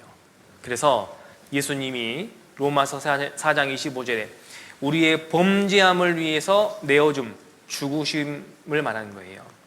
그래서 예수님이 죽으심으로써 우리 죄값이 다 처리된 거고요. 또 의롭다 하심을 위해서 살아나신 겁니다. 살아나시면서 이제 우리를, 그러니까 죄 용서 받은, 구원받은 우리를 이제 의롭다라고 하나님이 인정하셨다는 거예요. 예수님이 살아나셨기 때문에 이 사실까지 인정하고 믿는 사람은 하나님이 그 사람을 이제 의롭게 보십니다. 의롭게 보신다는 것은 아까 그 말씀 기억나세요? 너희 죄와 너희 불법을 내가 다시 기억지 아니하리라. 즉 죄가 하나도 없는 사람처럼 보신다, 그 말이에요. 자, 여러분, 하나님 보실 때 이제 여러분들 죄 있습니까, 없습니까? 하나님 보실 때 죄 있어요, 없어요? 예? 있습니까, 없습니까? 하나님 보실 때 없어요. 그런데 곰곰이 생각해 보세요. 내가 어제 지었던 죄 생각나세요, 안 나세요? 어제 거짓말한 생각 나요, 안 나요? 어제 거짓말 했어요, 안 했어요? 내가 지난달 지었던 큰 죄 기억납니까, 안 납니까? 안 납니까? 안 날 수도 있죠. 자, 그런데요, 내 기억은요, 내가 지은 죄를 기억해요. 그런데 내 기억이 과연 내 죄를 심판할 수 있을까요? 아닙니다. 자, 우리가 하나님의 심판대 앞에 섰을 때 내 기억을 가지고 심판하는 게 아니에요. 책들에 기록된 대로 하나님이 그 행위, 그러니까 내 지은 죄의 목록을 보시고 그 죄를 보고 책들에 기록된 대로 심판하시는 건데, 하나님이 뭐라고 말씀하셨냐면 예수 그리스도의 피로 죄의 값을 갚고 그 사실을 믿음으로 말미암아 죄 용서 받는 사람들의 죄는 하나님이 기억 안 하신다고 하셨죠. 자, 우리는 기억날 수밖에 없습니다. 아직 몸이 그대로 있으니까. 근데 하나님은 기억한다고요, 안 한다고요? 하나님 안 합니다. 그래서 하나님이 심판 안 하시겠다라는 뜻이에요. 그리고 더 나아가서 예수님의 죽으심과 부활하심을 확실히 알고 믿는 사람은 그 사람을 죄 없는 사람으로 여겨주신다, 그 말이에요. 그게 바로 의롭다함을 얻은 겁니다. 결론은 어제까지 몰랐던 사실을 이제 알게 되었다면 이 사실을 그렇구나 받아들이고 믿는 것이 구원입니다. 이제 믿는 것이 내가 할 일이에요. 여러분, 믿으면 되는 겁니다. 그래서 에베소서 2장 8절입니다. 너희가 그 은혜를 인하여, 자, 은혜라는 것은 내 죄 문제를 해결해 주시기 위해서 예수님이 다 이루어 주신 그 일, 그것을 은혜라고 하는 겁니다. 그런데 그 은혜를 우리가 확실히 알게 되었죠. 자, 이 사실을 이제 믿고 받아들임으로 말미암아, 즉 믿음으로 말미암아 구원을 얻은 겁니다. 여러분, 한번 여쭤볼게요. 예수님의 피로 내 죄값이 영원히 갚아졌고 또 이로 말미암아 하나님이 내 모든 죄를 다 용서하셨다라는 사실이 여러분 믿어지세요? 여러분 믿습니까? 그 믿음이 구원이에요. 믿었다라는 것이 구원입니다. 그리고 이것이 너희에게서 난 것이 아니에요. 마치 나에게서 나온 것처럼 착각하지 않아도 됩니다. 나는 이렇게 구원을 얻을 만한 깜이 아닌데 나는 하나님도 잘 모르고 살았고 때로는 교회 다니는 사람 비난하고 죄도 많이 짓고 살았는데 나를 보시고 구원하신 게 아니에요. 예수 그리스도의 피를 믿었느냐 안 믿었느냐, 그 믿음을 보시고 구원하신 거예요. 이것이 너희에게서 난 것이 아닙니다. 하나님의 선물입니다. 하나님의 선물은 하나님이 다 준비하신 거예요. 나의 죄 용서와 구원은요, 하나님이 이미 다 준비해 주신 거예요. 우리는 이 사실을 알고 하나님의 구원의 선물을 어떻게 하면 됩니까? 받으면 되는 거예요. 그래서 이 선물을, 구원을 감사합니다라고 받는 것이 바로 믿음이고 구원입니다. 아시겠죠? 그래서 하나님의 은혜를 믿음으로 구원을 선물로 받게 되는 겁니다. 구원을 예수님께서 직접 이렇게 선물로 주는 겁니다. 이 사람이 저는 아무것도 한 게 없대요. 단지 믿은 것밖에. 믿음만 있으면 됩니다. 믿음으로 구원이 이루어지는 거예요. 마치 믿음은 스위치와 같습니다. 우리의 믿음의 스위치를 켜야 이 구원의 불이 켜지는 거예요. 여러분 한번 읽어보세요. 한자입니다. 읽어보세요. 자, 읽어보세요. 자, 그러면 힌트를 드릴게요. 자, 읽어보십시오. 아까 누가 시 그랬는데, 계속 읽어보세요. 자, 읽어보십시오. 시동탁줄, 그렇게 읽을 줄 알았습니다. 자, 이렇게 읽으셔야 돼요. 이렇게 줄탁동시라는 말입니다. 무슨 뜻이냐면요, 여기 닭이 알을 깔 때 껍질을 깨뜨리고 나오기 위하여 알 속의 병아리가 껍질 안에서 쪼는 것을 줄이라고 하고, 어미닭이 밖에서 쪼아 깨뜨리는 것을 탁이라고 하는 거예요. 그래서 병아리가 알에서 깨어나기 위해서는 어미닭이 밖에서 쪼고 병아리가 안에서 쪼아서 서로 도와야 일이 순조롭게 완성됨을 의미합니다. 완성이 되려면 어미닭이 탁 하고 쪼고 안에서 병아리가 줄 하고 이렇게 쪼아야 이 알이 깨어지고 생명이 탄생하는 일이 완성된다라는 걸 의미하는데, 무엇을 말씀드리려고 하는 거냐면, 하나님 편에서는 이미 예수 그리스도의 피와 죽음으로 내 모든 죄에 대한 죄값을 다 갚아놨어요. 이 사실을 알았다면 이 구원의 선물을 우리가 믿음으로 받으면 되거든요.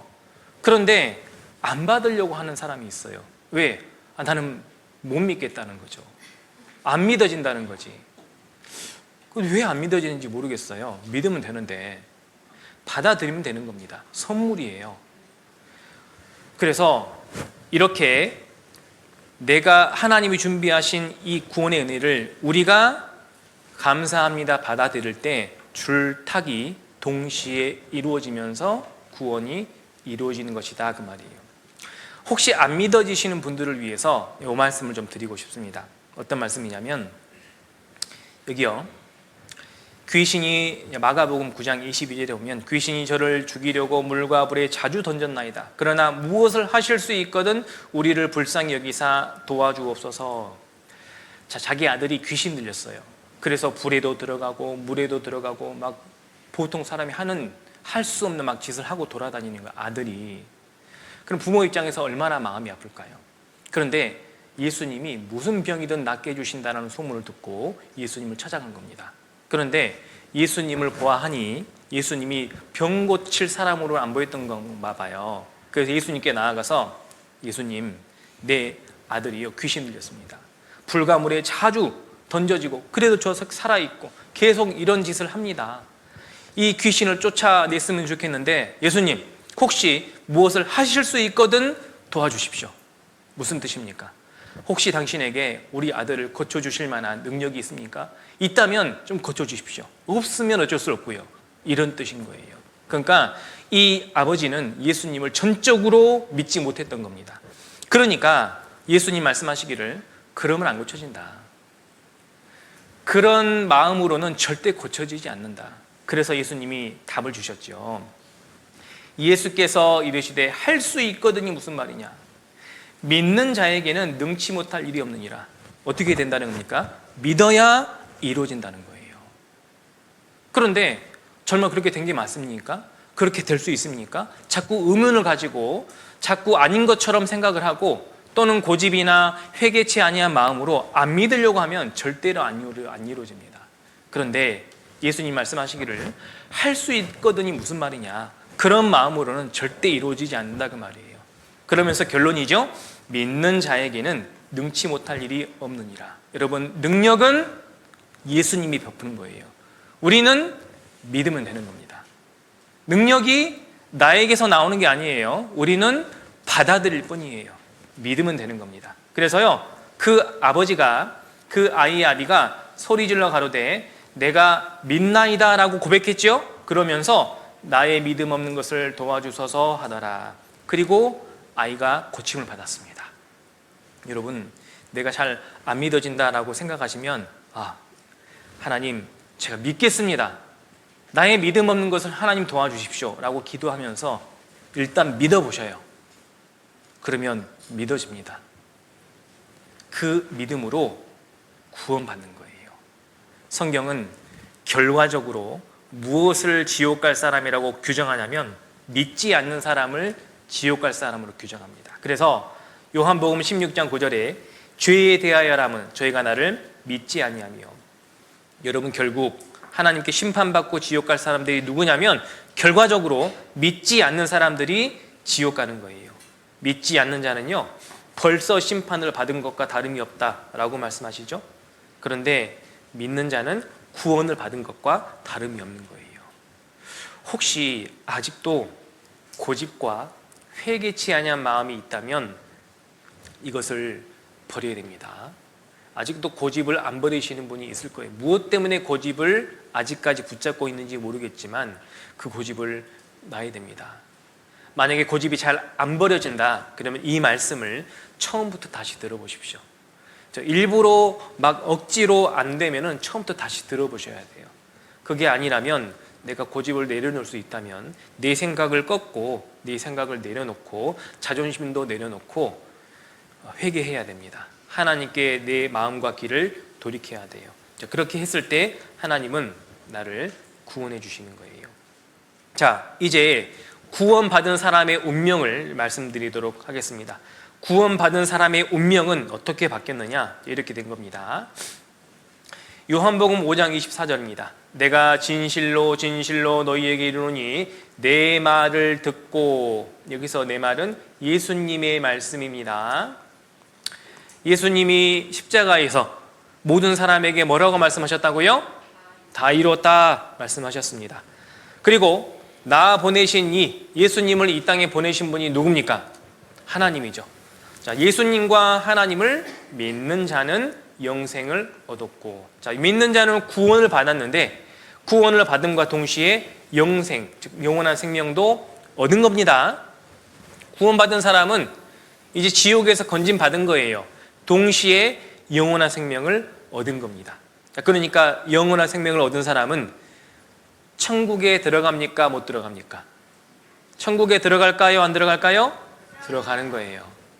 영생을 얻은 사람은 죽고 나면 그냥 천국에 가서 영원히 사는 겁니다. 그래서 여기 영생을 얻은 사람은 심판에 이르지 아니하느니 사망에서 생명으로 옮겼느니라. 사망은 지옥입니다. 생명은 천국이에요. 그러면 영생 얻은 사람, 구원받은 사람은 지옥에서 천국으로 이미 옮긴 것이다 그 말이에요. 앞으로 죽고 나면 옮긴다라는 말이 아닙니다. 이미 지옥에서 천국으로 우리의 주소가 옮겨졌다라는 거예요. 구원받은 사람은 지금 이 순간 주소가 천국으로 옮겼다 그 말이에요. 그래서 내가 믿을 때 구원을 받았고, 더 앞에서 믿을 때 죄 용서를 받게 되었고, 그로 말미암아 구원을 받았죠. 또 구원을 받을 때 영원한 생명도 얻은 겁니다. 그러면서 이미 나는 지옥에서 벗어났고 천국으로 그 주소를 옮긴 거예요. 그렇게 해서 우리는 구원을 받고 천국의 운명이 된 겁니다. 여러분, 너무 쉽습니까? 구원이 너무 쉬워요? 물론 쉽습니다. 그런데요, 이 선물을 준비하기 위해서 예수님이 어떤 고통과 손난과 피 흘림과 죽음을 당하셨는지 생각해 보십시오. 준비하시는 하나님 입장에서는 절대 쉬운 일이 아닙니다. 하나님이 헌신하고 희생하지 않고 예수님을 대신 죽이지 않으면 절대 우리에게 이 구원을 주실 수가 없는 거거든요. 물론 여기 성경에 말씀하시는 것처럼 에베소서 1장 6절에 이는 그의 사랑하시는 자 안에서 우리에게 거저 주시는 바, 공짜입니다. 선물로 주시는 것. 그러니까 쉽죠. 받아들이는 것은. 자, 그 은혜의 영광을 찬미하게 하기 위해서 거저 주시는 거예요. 자, 우리는 우리에게 주신 이 큰 은혜의 구원의 은혜를 받았다면 하나님께 마땅히 감사하셔야 됩니다. 하나님께 너무 감사하다고 정말 속으로 기도하셔야 돼요. 저도 구원의 진리를 깨닫는 순간 마음속으로 누가 시키지도 않았는데 감사합니다 하나님, 감사합니다 하나님, 저도 이제 천국 갈 수 있게 되었습니다. 그 마음이 그냥 저절로 또 올랐어요. 여러분, 우리에게 큰 은혜를 거저 주셨는데 주시는 분 입장에서는 거저는 아닌 거예요. 자기 아들 독생자 예수 그리스도를 죽여가면서까지 우리를 구원해 주신 겁니다. 예수 그리스도의 죽음으로 내가 구원받은 거예요. 너무나 큰 은혜를 받은 거예요. 그래서 이 말씀 화면을 보시고 요한복음 3장 16절 같이 읽겠습니다. 하나님이 세상을 이처럼 사랑하사 독생자를 주셨으니 이는 저를 믿는 자마다 멸망치 않고 영생을 얻게 하려 하심이니라. 하나님이 세상을, 나를 사랑하신 거예요. 이처럼 사랑하신 겁니다. 얼마만큼? 독생자를 내어주실 만큼. 예수 그리스도를 죽여서 나를 구원받게 해주신 거예요. 자, 이제 구원받고 영생 얻은 나에게 이제 하나님이 이제 하시는 말씀이 있어요. 정말 나를 구원해 주신 게 너무너무 감사하다면 하나님이 이 말씀을 좀 잘 들어주셨으면 좋겠습니다. 하나님 뭐라고 말씀하시냐면 이사야 44장 22절에 내가 내 허물을 빽빽한 구름에 사라짐 같이 내 죄를 안개에 사라짐 같이 도말이라는 것은 덮어서 없앤 거예요. 보십시오. 우리 죄를 덮어가지고 없애버린 겁니다. 자, 우리 죄가 없어졌고 남아있는 건 예수님 피만 남아있는 겁니다. 우리 죄는 벗어졌고 우리에게는 예수님 피만 남아있는 거예요. 그래서 도말해 놨으니까 자, 뭐라고 돼 있죠? 너는 내게로 돌아오라. 내가 너를 구속하였다. 값을 치러서 구원해 놨으니까 이제 돌아오라 그 말이에요. 하나님이 이제 하나님께 돌아오라라고 말씀하시는 거예요. 여러분, 이제 하나님께 돌아가야 됩니다. 하나님은 여러분들 있잖아요. 진짜 다시 만나고 싶었어요. 그동안 하나님 밖에서 살았잖아요. 죄 가운데 헤매이고 세상이 전부인 줄 알고 그 세상에서 그렇게 즐거움과 기쁨과 쾌락을 찾아다녔지만 결국은 수고와 슬픔 가운데 힘들게 인생을 사셨잖아요. 이제 그 죄의 저주를 다 해결해 놨으니까 하나님 이제 돌아오라라고 말씀하셔요. 기다리고 있습니다. 성경에 보면은요, 하루가 천년같이, 천년을 하루같이 기다리고 계셨어요. 지금까지. 이제는 세상에서 방황하고 죄 가운데 빠져서 수고와 슬픔 가운데 고생하면서 살면 안 됩니다. 아까 보셨던 이 그림 기억나시죠? 탕자가 머리를 숙이고 비참한 마음으로 아버지께 갔을 때 아버지는요, 다리 몽둥이를 부러뜨리는 게 아니라 이렇게 기쁘게 맞아주시잖아요. 하나님, 내가 세상에서 많은 죄를 짓고 정말 고생하면서 각자의 길로 살면서 비참한 인생을 살았을지라도 내가 하나님께 돌아오면 하나님은 나를 기쁘게 받아주십니다. 이제 하나님 안에서 구원받은 사람으로서 앞으로의 남은 삶은요, 행복하게 기쁘고 즐겁게 안식을 누리면서 영원한 천국에까지 갈 수 있는 겁니다. 그러니까 세상에서 방황하지 마시고 이제 하나님 안에 들어오시면 좋겠습니다. 이 구원받은 사람의 가장 큰 축복입니다. 자, 한 주간 말씀을 다 전해드렸고 오늘 복음 말씀도 전해드렸습니다. 이번에 좀 시간이 오래됐는데요, 오늘 마지막 날이라 어차피 내일 안 오실 거니까 네, 말씀드렸고, 혹시나 안 믿어지신 분들은 실망하지 마십시오. 안 믿어지시는 분들도 이 말씀을 거듭해서 계속 듣는다든지 또 상담을 하시면 좋습니다. 이해되지 않는 거, 혹시 넘어가지 않는 부분이 있어서 이게 안 믿어지는 경우가 있거든요. 상담하면 도와드릴 겁니다. 그렇게 해서 꼭 구원을 확증하시고 남은 인생은 하나님 안에서 가장 행복하게 사셨으면 좋겠습니다. 기도하고 마치겠습니다. 거룩하신 아버지 하나님, 참으로 감사합니다. 하나님, 밖에서 방황하고 이 세상을 죄짓고 죄를 물마심같이 짓고 살았던 저희를 이제 말씀 앞에 불러주시고 또 우리의 모든 죄를 예수님 피로 다 담당하시고 그 죄를 다 처리해 주시고 없애 주시고 하나님 용서해 주셔서 이제 구원받고 천국 갈 수 있게 해 주신 것 너무나 감사합니다. 그 귀한 구원의 선물 우리가 믿음으로 얻게 해주셔서 너무나 감사합니다. 영원한 천국의 소망을 가지고 남은 인생 이제 하나님 안에서 가장 올바른 모습으로 온전한 모습으로 살기를 원합니다. 남은 인생을 통해 그 은혜에 보답하게 하시고 또 이 말씀이 더 많은 사람에게 전해져서 내가 사랑하는 사람들도 함께 구원받고 천국 가기를 원합니다. 이를 위해 하나님 말씀대로 주 안에 하나님 안에 거할 수 있도록 도와주시고 또 혹시 이 말씀이 아직 믿어지지 않으신 분도 계속해서 말씀을 듣고 배우는 가운데 꼭 구원의 확증이 이루어질 수 있도록 도와주시옵소서. 하나님께서 10년 가운데 함께 해주셔서 구원으로 또 천국으로 하나님 품으로 인도해 주시기를 원합니다. 허락하신 모든 시간 감사드리고 우리의 모든 죄를 대신해서 고통받으시고 피 흘리셔서 구원을 이루어주신 고마우신 우리 예수님 이름으로 기도드립니다. 아멘.